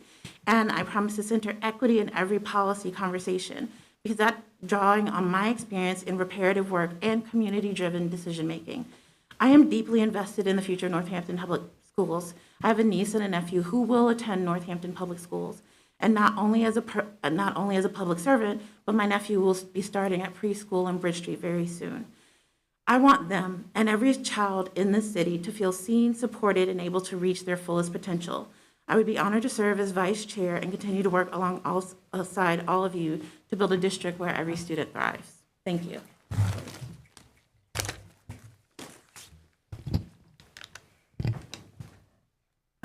Would anyone else like to speak? I'd like to thank Member Mahoney for her nomination, which I am happy to accept. I'm going to speak briefly. I'm committed to honoring every voice in our community as we work together to build and to maintain the best possible education for our children. Thank you. Okay, thank you. Anybody else like to speak to one of the nominations? Okay, seeing no further discussion, is there a motion that the vote be taken by roll call, and that voting members will state the name of the nominee they'd like to serve as vice chair of the school committee? Someone make that motion. So moved. Is there a second? Second. Motion's made by Member Stein, seconded by Member Mahoney. Any further discussion? Actually, there's no discussion on that. Pardon me. Roll call, please, Cassie. Member Martin. Elena Bartoli. Member Mahoney. Member Bartoli? Member Reese. Member Bartoli? Member Jewell. I abstain. Member Sanders Sullivan. Member Bartoli. Mayor Shara. Member Bartoli.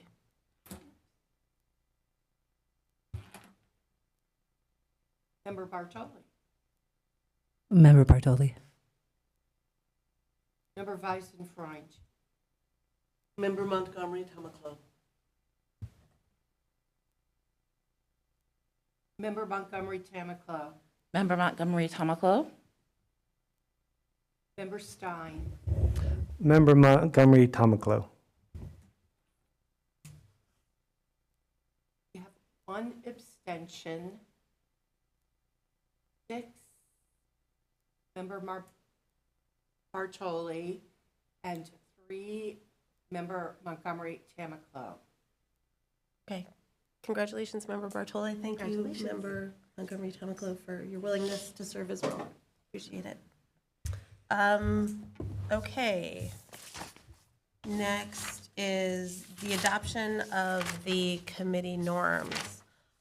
So they are printed on the agenda. So again, these are the norms that we have, were established by a committee maybe 3 or 4 years ago. I'm just going to give a kind of brief intro. Just that we already voted to do them, so the item's off the agenda. I still think we should adopt these and then, like the rules, and then we would revise them at a retreat. Most recently, our practice has been to rotate through members each meeting, stating one of them, and speaking about it briefly. We will have a retreat. We can decide whether these norms work, how we want to sort of actualize them, if there's maybe another way, another practice that is more effective, or if there is another way to stay true to agreed upon norms. So is there a motion and a second to get them on the floor? Just how about a motion to approve, and if anyone wants to make a change, but we are going to talk about them at a retreat. Make a motion to approve. Is there a second? Who made the motion? Me. Member Sanders Sullivan? Is there a second?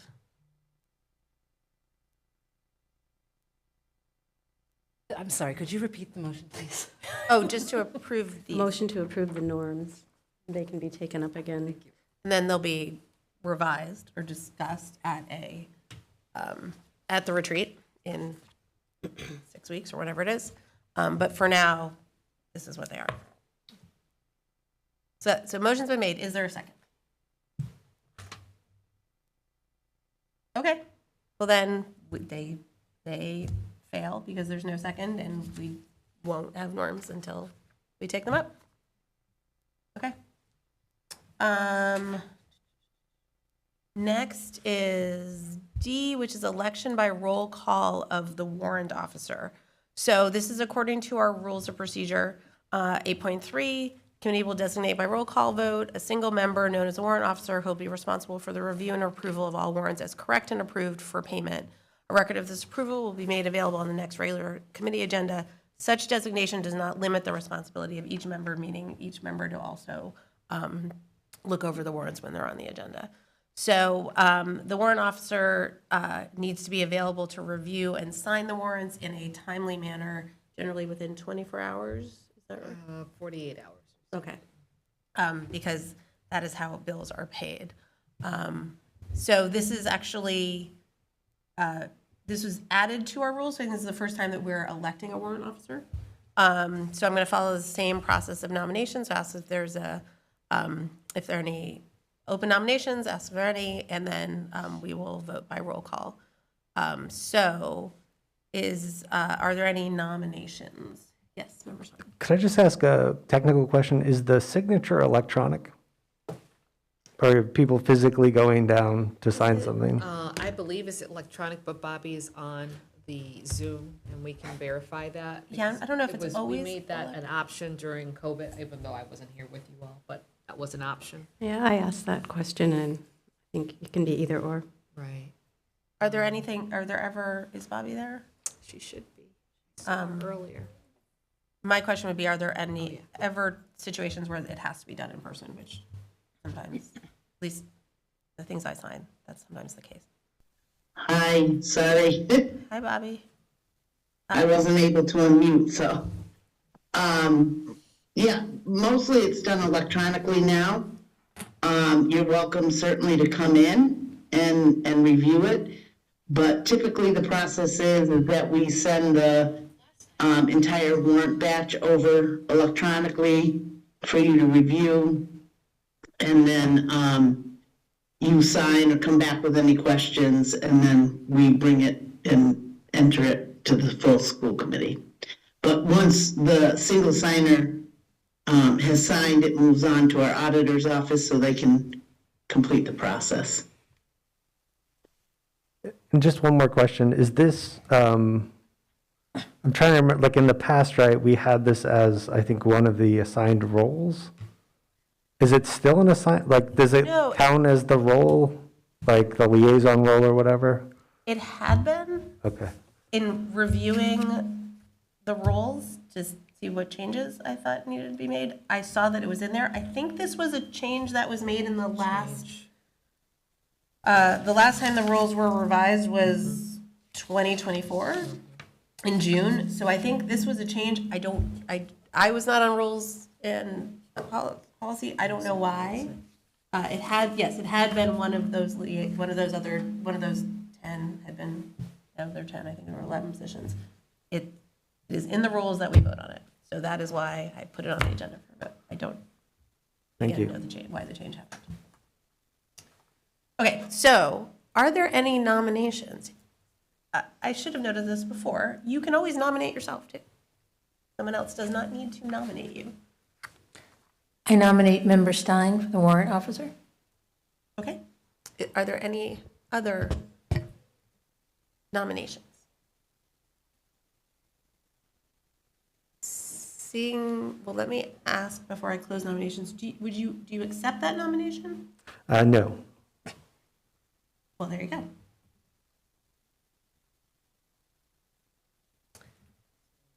I mean, I can assign one of you, but the rules say we vote on it.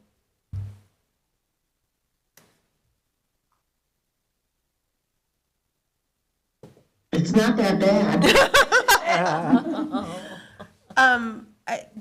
How many pages are we talking, Bobby? I mean, it can be a lot, The but beginning of the school year is very, there's a lot, and then it slows down, and then the end of the school year. I imagine there's a flow to it. Once you get used to what you're looking for, it will move faster and more easily. Yeah, once you know what you're looking at, the familiarity will get there and it goes from there, so. Yes, Member Sanders. Can this person sit with you, Bobby, and kind of learn the ropes? Absolutely. I'll nominate myself for this position. Good, thank you. Any other nominations? Member Weisenfried, your hand is up, virtual hand is up. Oh, that was from Okay. Okay, if there are no further nominations, nominations are closed. Since there is only one person, we can vote by acclamation, I believe. All those in favor of Member Sainer Sullivan being the warrant officer, say aye. Aye. Aye. Well done. Any abstentions? I have a no. Did you say no? Okay, so, yeah, so any nays? Nay. Okay, or abstention, okay, so, that's 9 ayes, I believe, 1 no, and that's it, okay. Thank you for being willing to do that. Okay, warrant officer. Next up is set the annual meeting schedule on your agenda. Is the draft calendar of meetings. Can everyone see it? Do you want us to put it up on the screen? Would that be helpful for anyone? I think it would be for the folks. Oh, yeah. Cassie, is that something you're able to do?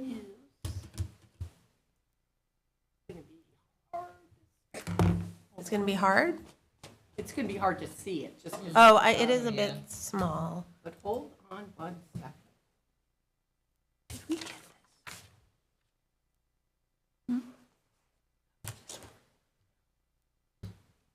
this? Okay. No. Got that up. As big as it can go, probably. Someone want to make a motion to approve the annual meeting schedule? So moved. Motion is made by Member Martin, seconded by Second. Member Mahoney. Okay, any discussion on this calendar? sorry, yes, Member Byrne. Just a point of clarification that the subcommittees, when they're appointed, can actually change these depending on the schedules of the people who are actually in those meetings, I in those think committees? that has been, In the case, Yeah. and setting the time that's more convenient for the committee itself. Thank you. but generally they've tended to be in the 4 to 5 range. Yeah, but yes, that's, the committee also working with Cassie and superintendent could try and find a time that everyone's available and that works better. Okay. Excuse me, it was, Amy Martin made the motion? Yes. Okay, and Cindy Mahoney seconded? Correct. Great. Yes. She's learning voices. So. Okay, any further discussion on the calendar? Yes, Member Joel. So I think as we're looking at a calendar, perhaps this is when we put the retreat on it, but I would also like to take, because we don't know our subcommittee assignments, I would like to take those off of the calendar now, and then we can add them on later. I think it's hard to have it on a calendar, people look forward to it, but we don't know if we can actually meet in our subcommittees.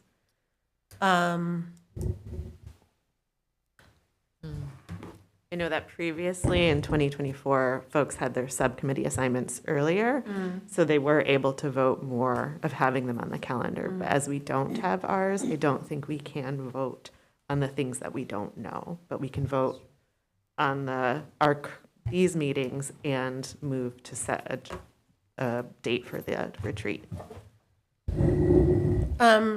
Okay, I mean, I don't have a problem with that as long as we then quickly establish what the monthly meeting will be, because I think people do rely on being able to see that. No problem. So is that your motion to amend this calendar? Yeah. Do you want me to restate it? I think Cassie wants you to. I would love to do that for you, Cassie. I would like to make a motion to amend. Do I have to say anything after that? To amend to take subcommittee dates off of the current calendar that we are voting on, as we will put them on once we've had our subcommittee assignments, and to add the upcoming retreat onto this calendar. Okay? Yeah, I'm a little bit worried about nailing down the retreat, just because we also will need a location. Like, there are things that we... But that's... Yeah. We could try. Or a doodle might work better later. Member Stein? Sort of a practical and an open meeting law question. So if we vote without the subcommittee dates as placeholders, and then we get appointed to subcommittees between now and the next meeting, can we just organize, like over email, that's fine? Yes, you can do. Or do we do it through Cassie? You can do it through Cassie, but that is something that is permitted under open meeting law to do scheduling, as long as there's no deliberative. Yeah. So was there a second to that motion? Okay. Motion's made by Member Jewell. Is there a second? I second. Seconded by Member Bartoli. Okay. Any further discussion on this calendar? Okay, seeing none.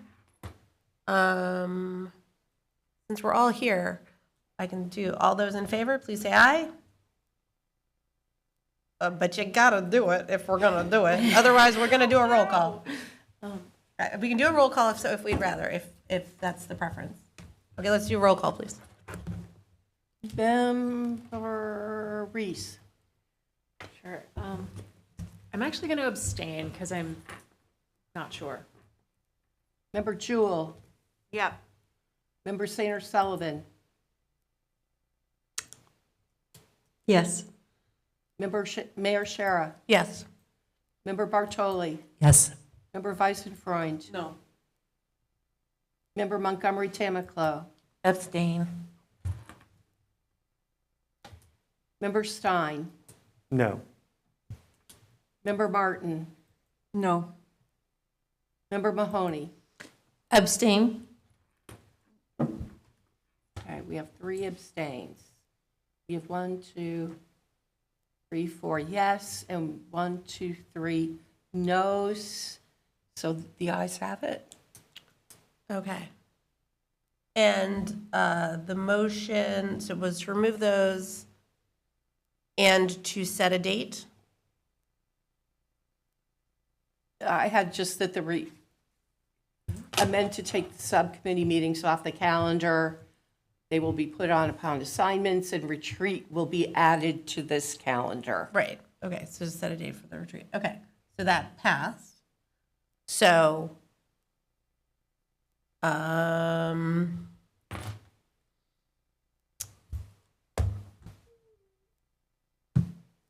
sorry. Let's see, we are at January 8th.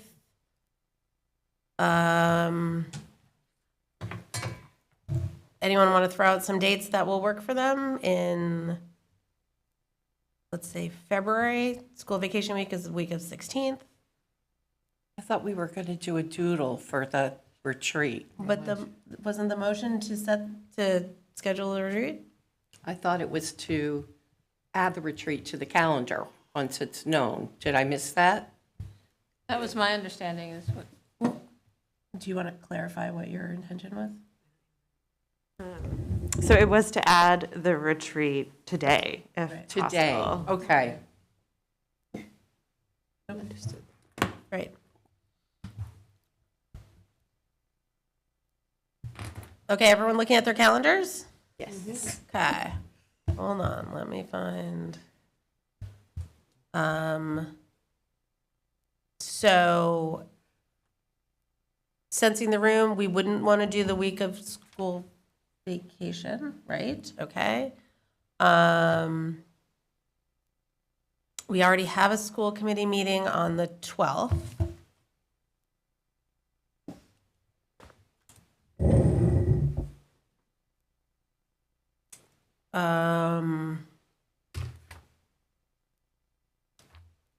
How about the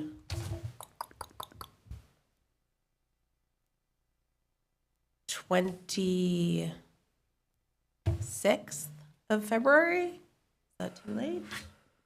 That is a Thursday. It's one of my rare. I will likely never be able to make a weekday. In the evening? Oh, just in the evening? Well, I would imagine the evening is probably gonna be what it would have to be for it to work for folks. I can't do the 26th in the evening. Okay. I have a Head Start Policy Council and other Thursdays, so. I'm sorry, what? Is the city council meet on the 5th, the 1st? Oh, yes. Yes.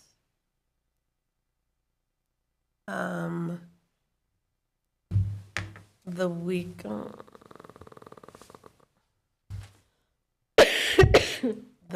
Is the 9th too soon? Monday the 9th? February 9th? There's a CPAC meeting that evening. Okay. Can I ask a question? Sure. Is there a joint meeting this month? Yes. That's on the 29th? 29th, yes.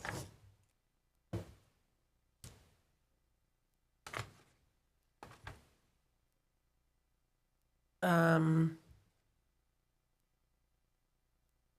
assume people wouldn't want to do a Friday? I assume correct. That whole week is shot, so I'm back to the week of the 23rd.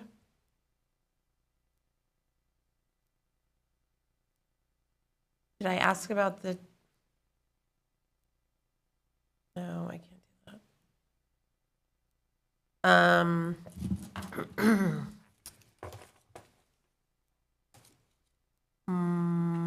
March 2nd,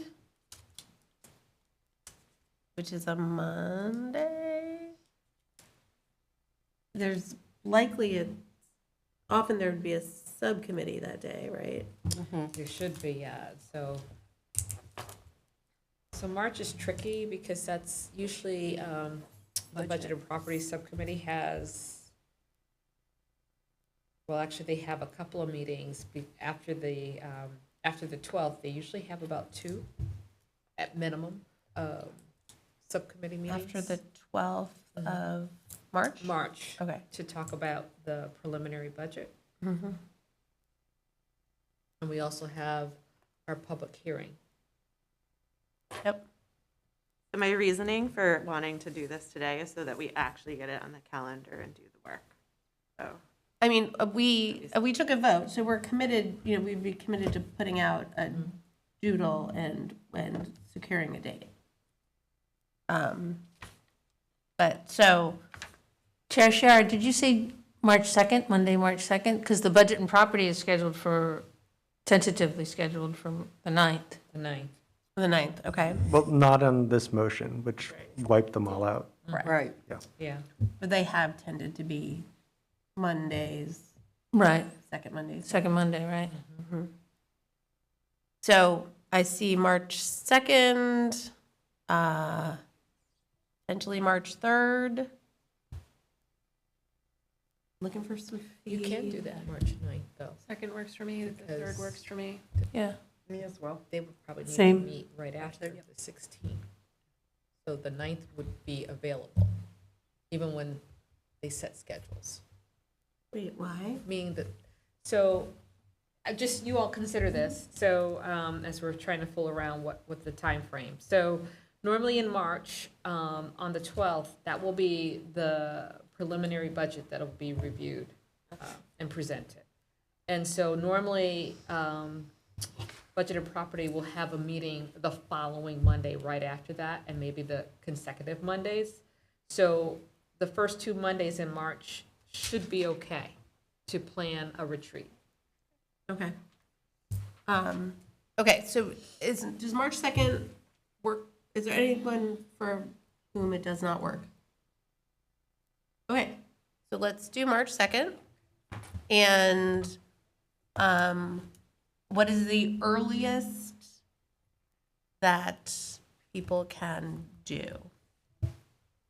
Is 4 o'clock too early? 4 o'clock is too early. Yes. 5 o'clock.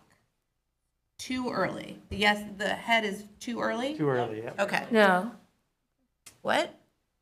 5 is not too early. Not too early for you, but too early for others. Okay. Do the 5:30. 5:30? 5:30 work for everybody. It should, yeah. Yes? Okay. Monday, March 2nd, 5:30, and we will come up with a location.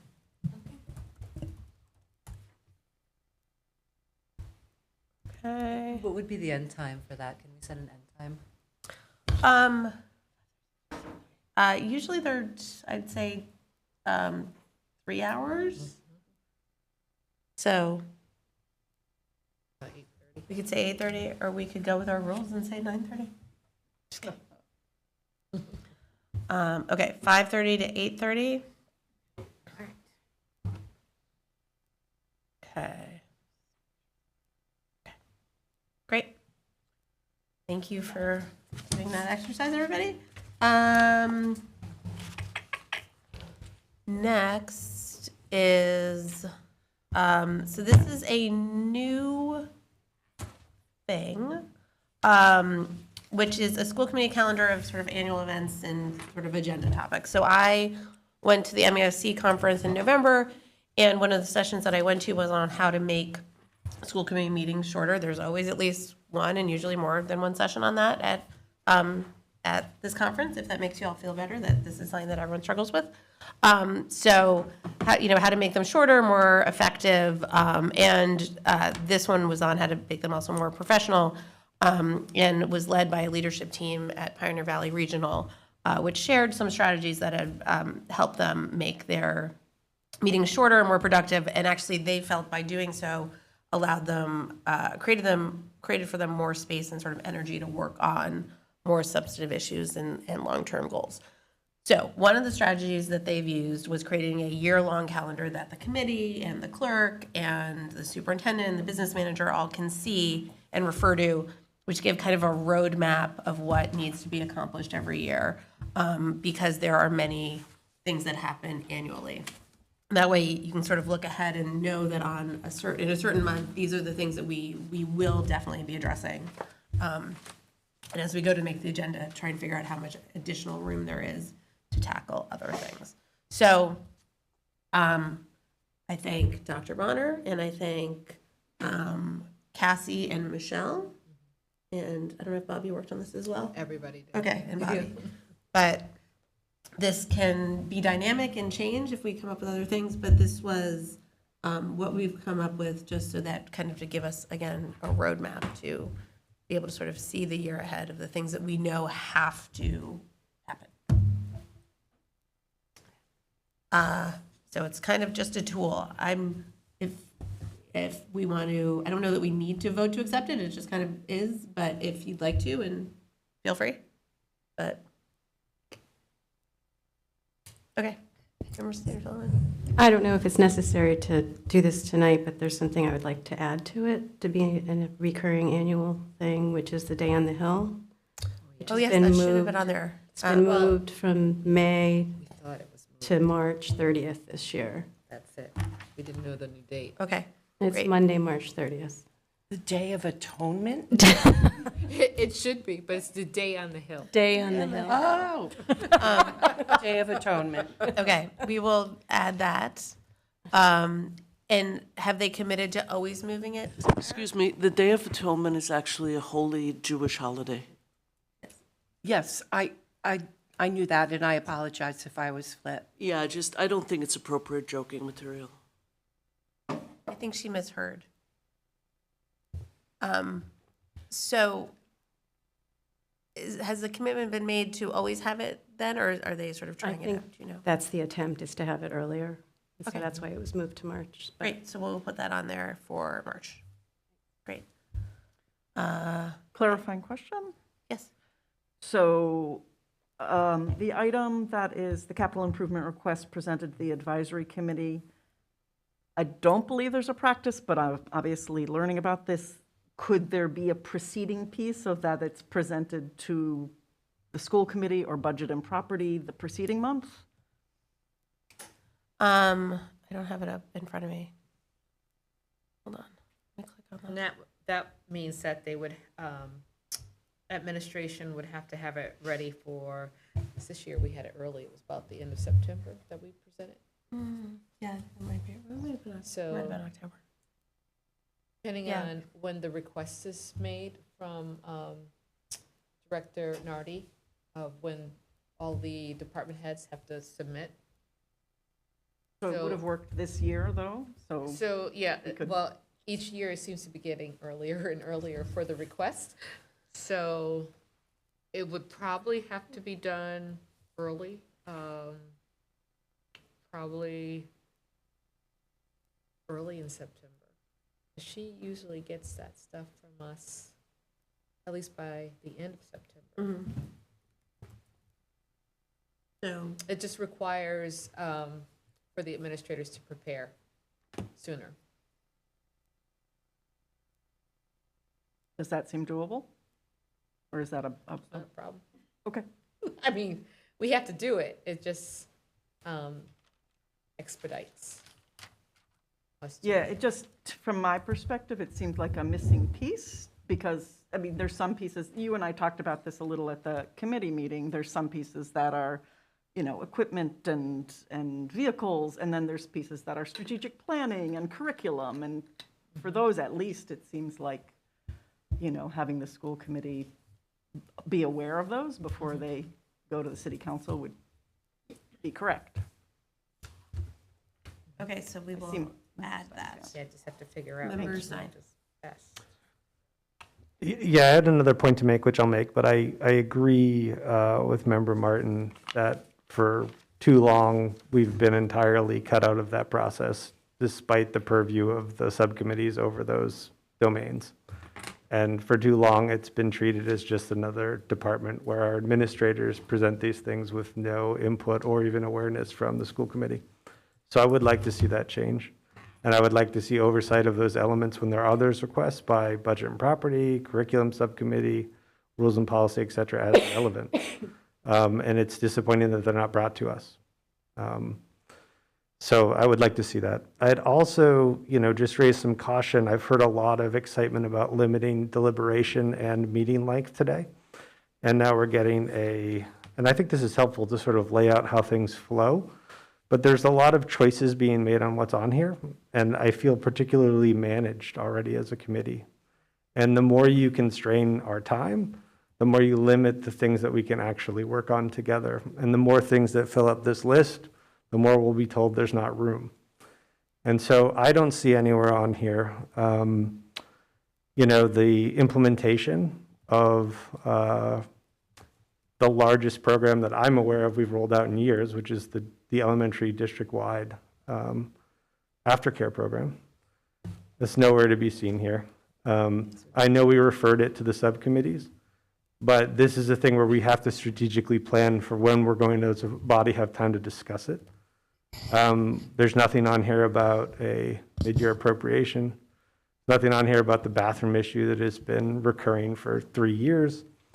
So we don't all have to agree about what's on here, but I'm just drawing the attention to you all and the public that the more we constrain our ability to discuss things and the more our calendar gets filled up in this way, the less responsive to the needs of the district that we've been told about and frankly elected to address, we will be able to do. So I'm just going to clarify, these are just, this is not everything that will be on agendas. These are just things that have to happen every year.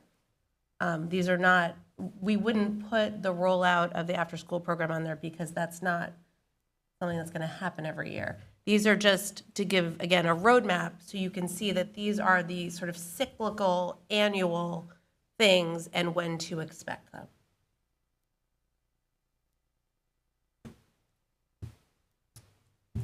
Okay, any further discussion? Okay.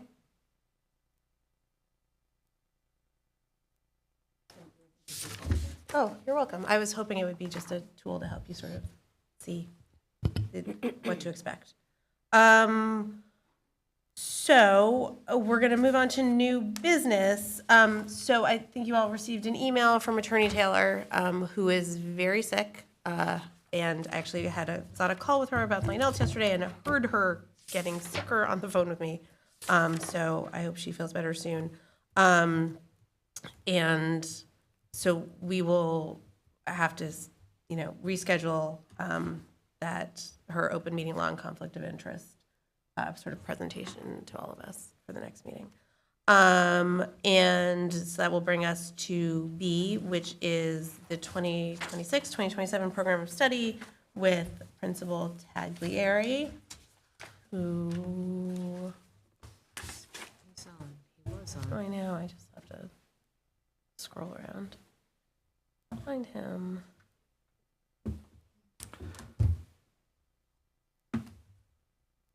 There he is. And actually, Cassie, could you make Principal Taglieri a co-host, please? Yes. And then make it easier. Could I ask you a procedural question on this? Sure. Before we get started? Is this a first reading? Is this something that will be folded into what we're presented in February to vote on? Are we being asked to vote on this? So this is informational, which will be the main change, what will be presented in February in terms of the program of studies. And we wanted to give you information earlier on so that it would not take from the deliberation in February. The goal was to have the full program of studies, but because this was the first meeting and it was organizational, we were not ready in time. And so this is the big significant change that will be in the program of studies. So this is a one-pager, time for you to ask questions and to digest. And then it'll allow you a whole month until we come together again to ask questions and to be informed when you make your decision come February. We will definitely need a vote in February, though. Students need to have the program of studies ready so that they can select their courses for next year.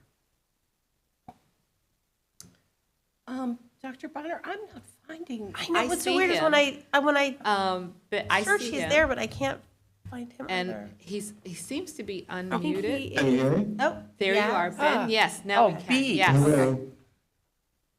Good I evening. don't know if I can turn my video on. Okay, hold on 1 second, and then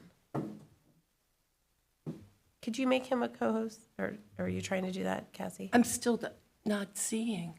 I have him, but I cannot make him a co-host. Maybe I can. No, you can't. Only the. Cassie can. Hold on. Okay, try your video now, please. There you are. There you are. Hi, welcome. Yeah, okay. How's it look? All right. Hi, everybody. Hi. Can you hear me okay? Yes. Okay.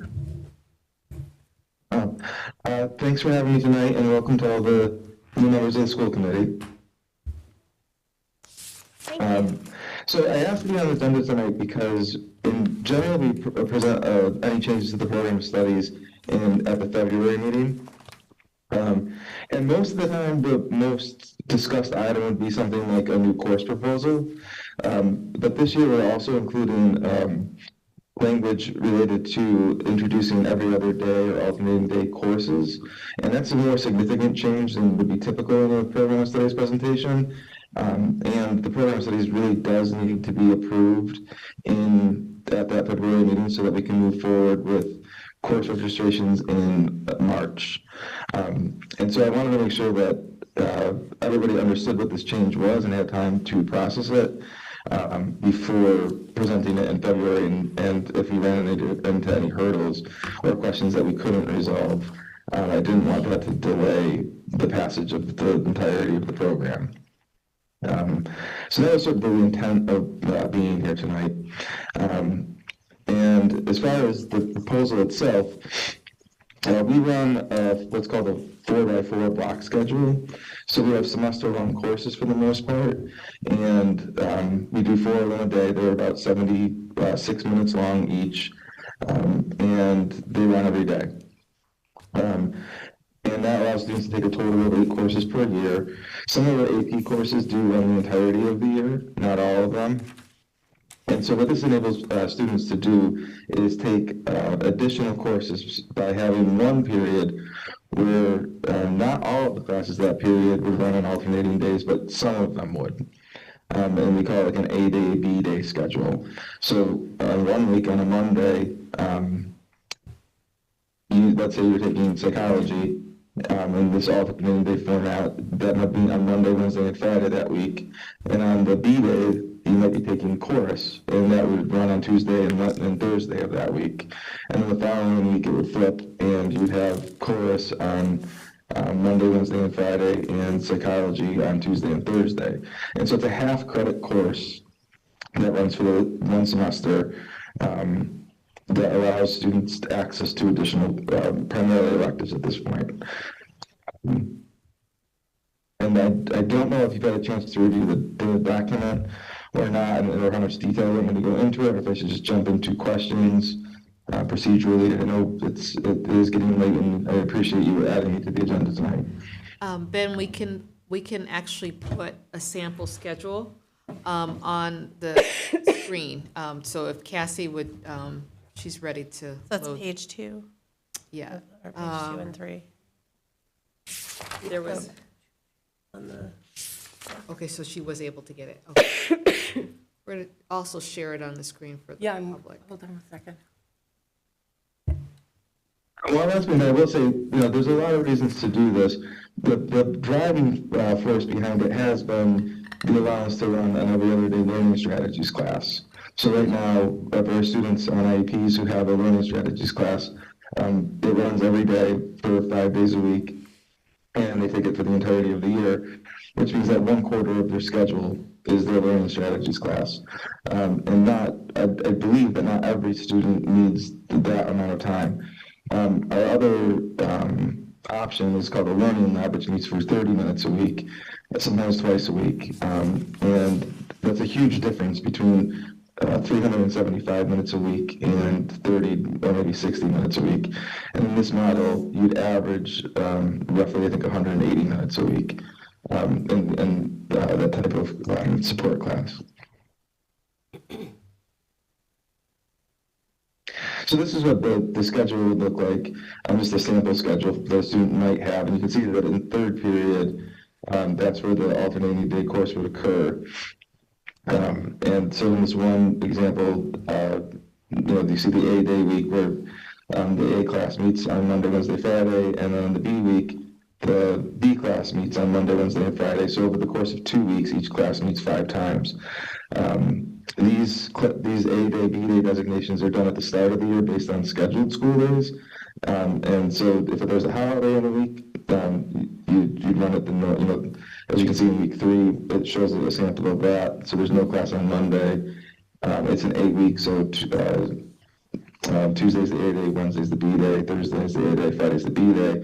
And the significant one is week 4, which I think is a little bit lower on page 3.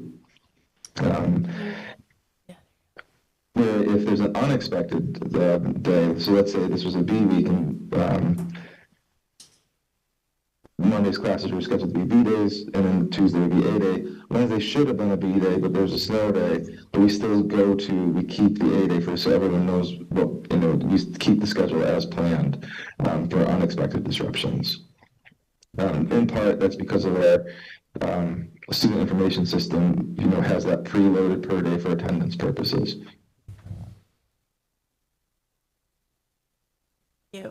Are you ready for questions? He's like, Principal, yes? Good. I'm going to go to questions. Is that okay, Principal Taglieri? Yeah, questions Is that is okay? great. Okay, great. Member Stein and then Member Sainer-Sullivan.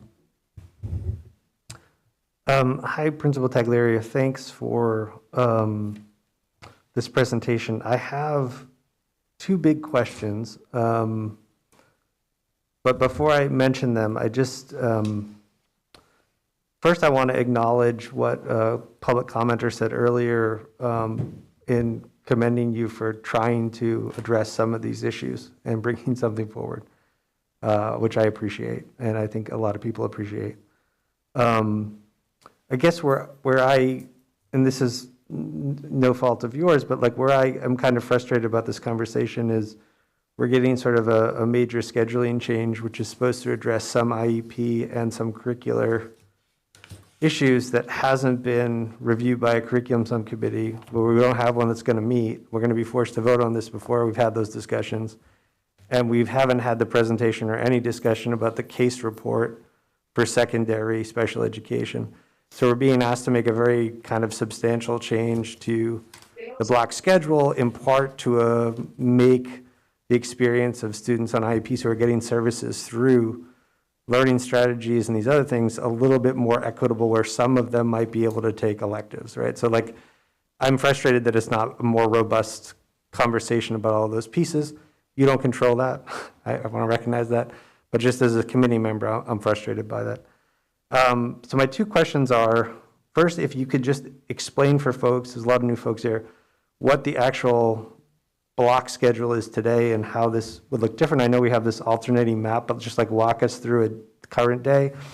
And then the second thing is how these changes relate to, our need to comply with the minimum instructional hours, how it relates to IEP service delivery, right? So I think the existing system sort of forces students who have service delivery to have learning strategies and then don't have an opportunity to take electives in some cases. So then they're less competitive for college applications and other things. This sort of decreases that bar. So then but you just sort of like made the choice a little bit. You've given some kids more choices, but the overall inequity of that situation frankly remains. So I'm just wondering if you can talk about how you see those things, and also how it does, or maybe it doesn't at all, relate to the staffing challenges we had with offering any electives. I mean, we couldn't even register kids for classes last year and had to add teachers. So what does the alternating do? Does it do anything that helps us in terms of access, in terms of class size, or does it simply just move those folks around? So if you could first explain to us, walk us through the current block schedule, and then sort of try to address some of those other questions, that would be great. Thanks. Sure. All right, so the current block schedule looks almost identical, except in this third period, we would just say we have psychology every day. And so it would look like every other period, and it would just be the one course. And so in this model, that's the only real difference, is that you could take an every other day class third period. And not every class that's running third period will be every other day. That would be the one period for scheduling purposes that any of them would run. In part, that's to try to get the greatest concentration of an interest in the class, in those classes. It makes it easier to schedule when it's all just one period, because you have to take two of them in order to take one in any given semester. So the regular 4x4 block looks just like this, only that third period doesn't have the alternating day option. As far as time and the case report, we had to start talking about this as a faculty last year, because a huge component of this was trying to identify and develop courses that could be taught in this model. So for instance, psychology is a course that already exists, but would be a course in this model that would be like a psychology light. It's a half credit psychology class. It's not the full curriculum of the everyday psychology that an everyday psychology class would have. And then there was also additional courses that were developed with this in mind. I believe like the SAT ACT prep classes will be a new class that we're proposing in February that was made to fit in this model. Could you remind me of your other questions? I'm sorry. Sure, yeah. And just, so one of them related to IEP service delivery, and also ability to offer electives and make student schedules actually function, which we ran into. Does this help with that? But I just want to clarify something you just said. It sounds like we've kind of gone through what I would consider a major curriculum change starting last year, and we are hearing about it now, and it wasn't presented to the curriculum subcommittee that previously existed, and we need to vote on it by February?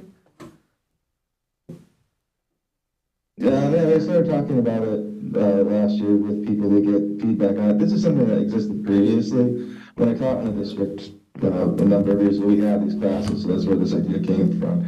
We also wanted to give people time to think of alternatives. The driving force really was the concern that you're raising around the special education options for students being really far apart. So we had the 375 minutes a week or the learning lab, and not really anything in between. And so this was the way that we could do that. And I wanted to get a lot of teacher feedback, ideas, thoughts, how else could we do this? And at the end of the day, this was the best idea that we had. And it does, there's benefits and there's concerns that come with it, for sure. Some benefits is like longer term, and next year I do have, the rollout of this is challenging. We're not even really having that discussions yet in IEP meetings. Obviously it needs to be approved before we can do that. And we need to make sure that we're enrolling kids in it and that it's working. And the level of interest in the variety of courses that students are going to want to take. There's a lot that we need to kind of go through this process and learn as we're doing, because it is, it's a significant new option, but it doesn't change anybody's current experience if they don't want it to. So you don't have to take any of these courses. It just creates a new option for students to take. So that's a plus. The scheduling concerns that you're talking about are very real. a teacher teaching this model does have to teach 2 courses. It could be the same course twice. So like if you're teaching psychology, you can teach psychology on an A day and on a B day. And trying to get the kids to all of that balanced out so that they can find 2 courses that they want to take that are meeting in the same, in this format. That's a lot. But, myself and the guidance department are concerned about how that's going to go. It's a lot. It's a learning process for us to make this happen. But we're driven to do it. And then long term, once it's shown that it's working, there's a lot of interest in some of our core classes, particularly in world language and math, potentially moving into this model so that there's continuity in those courses. There's no, right now in our current model in a 4x4 block, if you had math in the fall of one year and math not again until the spring of the following year, you can go basically a full year without having to have math.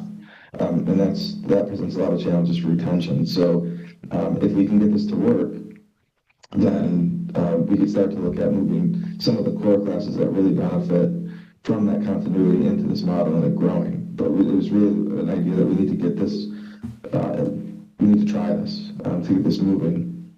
And I have not heard another idea in the time that we've been thinking about this that would allow us to create this sort of middle option for students. Could I ask one follow-up? Thank you. That's really helpful. And I take the difficulties you're pointing out very seriously, and I hear you. And I guess from my perspective, what we're saying is this creates more choice, but given the severe constraints on scheduling, kids might not have a choice anyway. I mean, this is what we ran into where we had, 45 kids that couldn't register for a class last year, and you just had to take what you could get.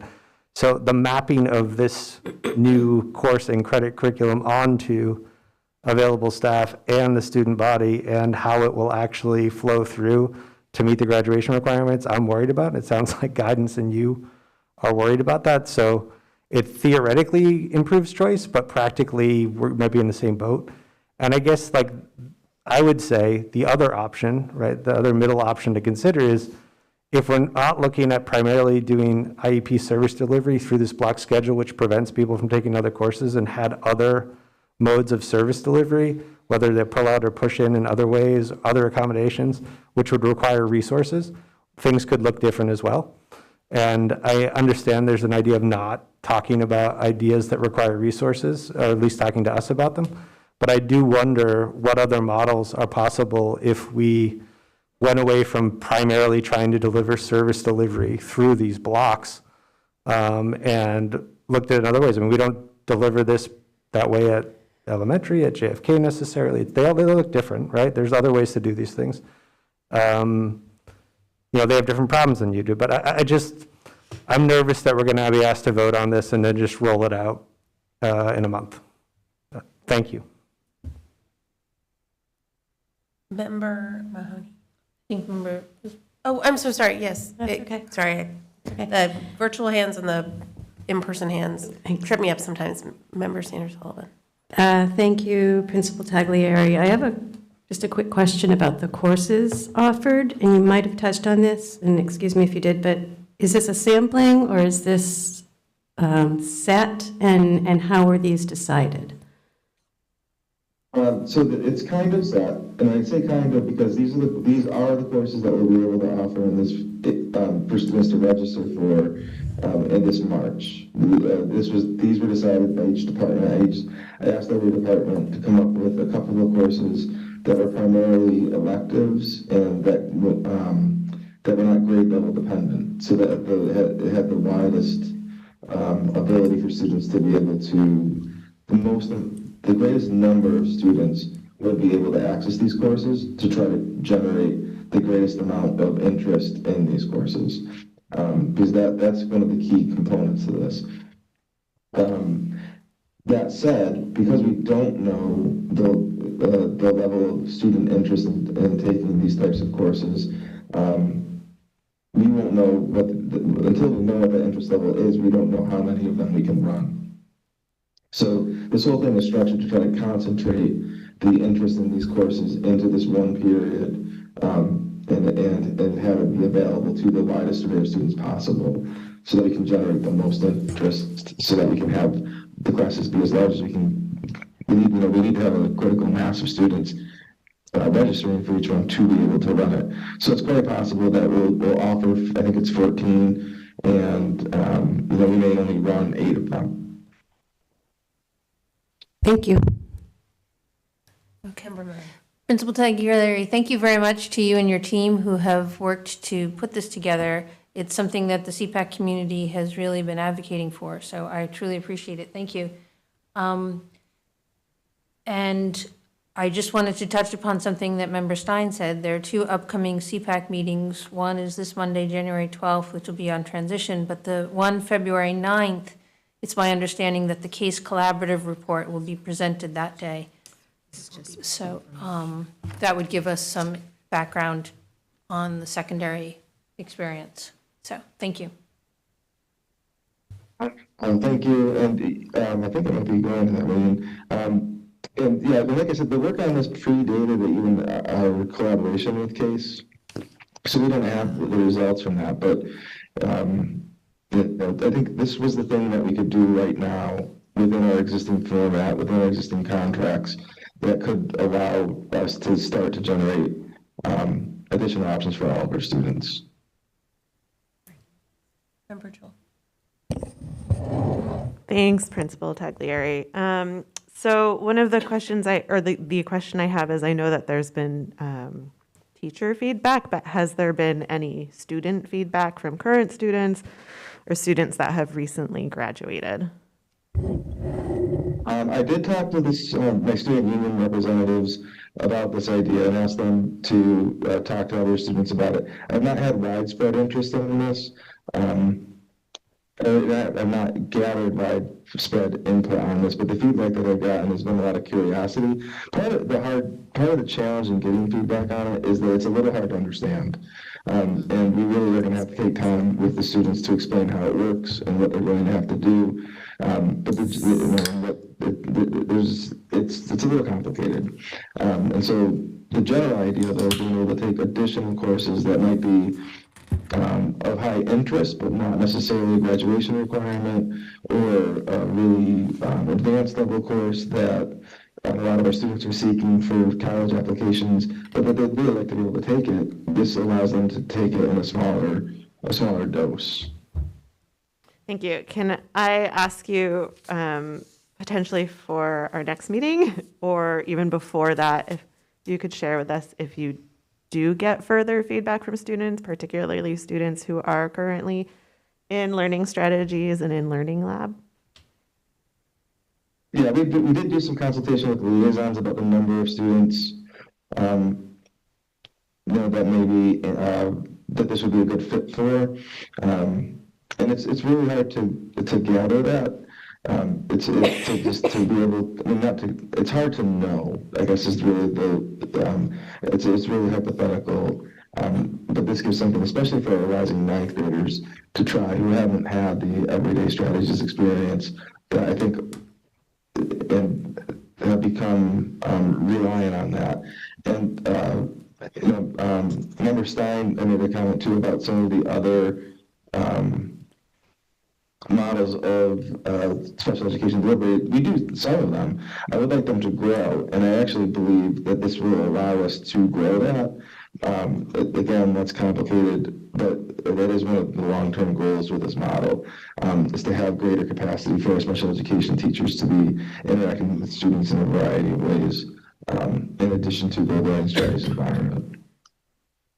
Thank you. Any other questions or comments, Principal? Okay. Seeing none, we'll say goodnight to you. Thank you so much. Appreciate it. All right, thank you. Thank you for your time. And welcome to everybody who's new. And returning too. Thank you. Thank you, Ben.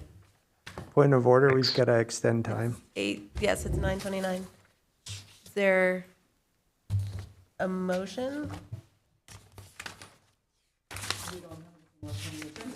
Well, there was an update.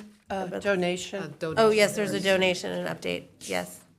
Both which will be fairly brief. So is there a motion to suspend the rules and until a certain time? I motion to suspend the rules and extend the time until 9:45.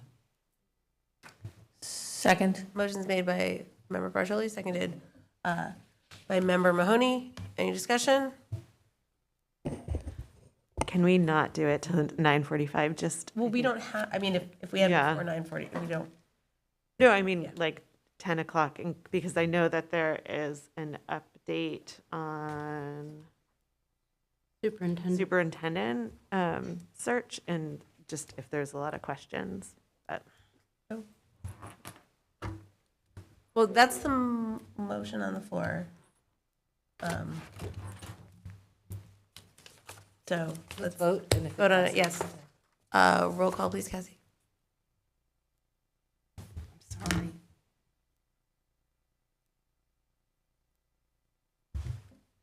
All right. Member Reese. Yes. Member Jewell. no. Member Sainer Sullivan. Yes. Mayor Shara. Yes. Member Bartoli. Yes. Member Weisenfreund. Yes. Member Montgomery Tamaclow. No. Member Stein. No. No. Member Martin. Yes. Member Mahoney. Yes.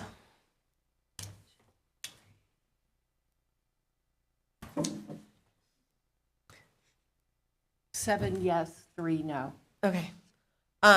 Okay, so moving on to C, which is vote to accept a donation. This is for $1,100. This is a donation from Edwards Church to the Northampton Public Schools to cover staff stipends for, The BIPOC affinity group. does it say, I can't. BIPOC. Oh, yeah, no, I just can't figure out what that, for. Stipends oh, for folks. Folks, okay. FOLKS. Couldn't read it. Who attend the BIPOC affinity groups or the organization group meetings. Is there a motion to accept?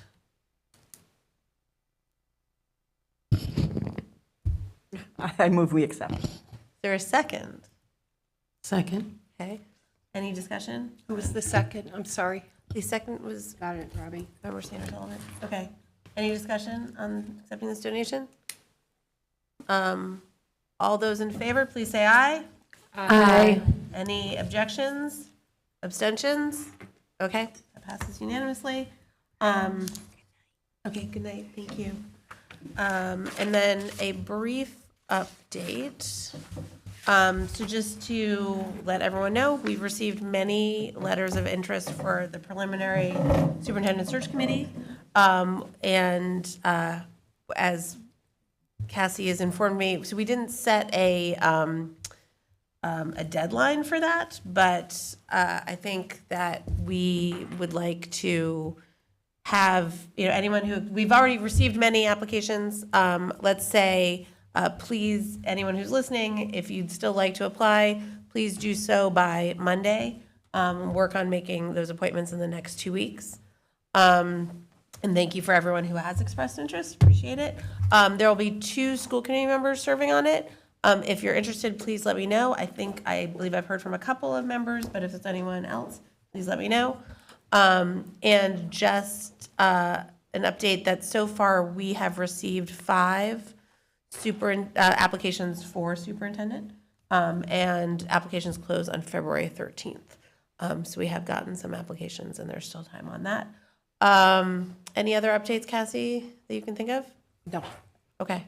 And just huge thanks to Cassie and to Tracy Harity and HR, who got a lot of work done around the holidays and got this posted. And thank you to, well, it was the last committee, but that committee that did a special meeting so that we could make sure that we set parameters around salary and get that posted. Mayor Shara, we will be posting the community survey.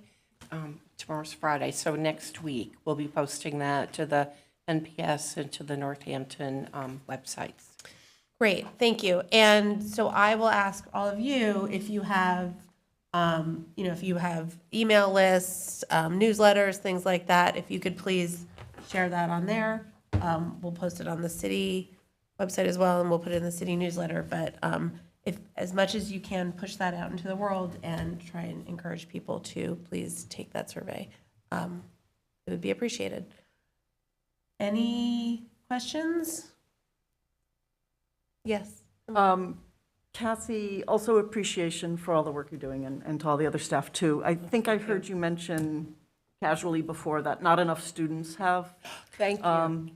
asked to participate, so I don't know what we can do to spread that word to encourage more applications from students. Yes, yes, we would like more students to apply. There may have been some that applied. I know that the Youth Commission put it out yesterday, and not all of, I don't know, I haven't seen everything that's come in, but yeah, any students who are interested, particularly often there's been high school, and I think maybe a JFK student who's served last time. We have one JFK and one high school student. But I can't remember last time. I don't remember last. If there were just 2 high school students or whether there was one from JFK and one from high school. But yes, we want to make sure that there are students who are on, so please apply. How many people are you looking for to have on the ad hoc committee? Oh, you had to ask me. I don't have that with me. I want to say it's 13? 12 to 14, yeah. And probably 13, because we probably want an odd number. Let's say it's 13 or 15. I'd have to look at what it was last time, which it was somewhere around there. A pretty sizable group, because there's so many different representations that we want on there. Including community members. So there are some community members who have applied, but if, encourage people to apply. And then around like teacher, administrators, staff in the school district, do they also apply or do you appoint them? By apply, I mean, please send in a letter of interest, which we've posted multiple places. It's to go to Cassie, but it's really just saying that you're interested in the survey. Yeah. And then are you the person who's choosing the group of people or is it several people who are working with you? I am the person who's assigned to do that. Okay, any further discussion, questions? Seeing none, it would be appropriate for there to be a motion to adjourn. And I'll jump at once. Motion We to can sit adjourn. here till 9:45 if you want. Who made that motion? I did.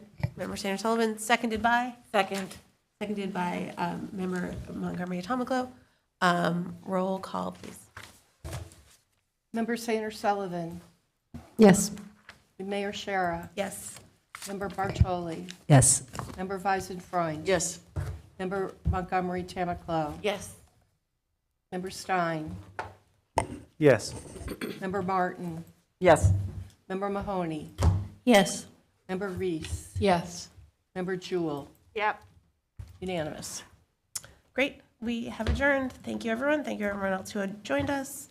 And congratulations on having your first school committee meeting, many of you. Thank you. Thank you. What is the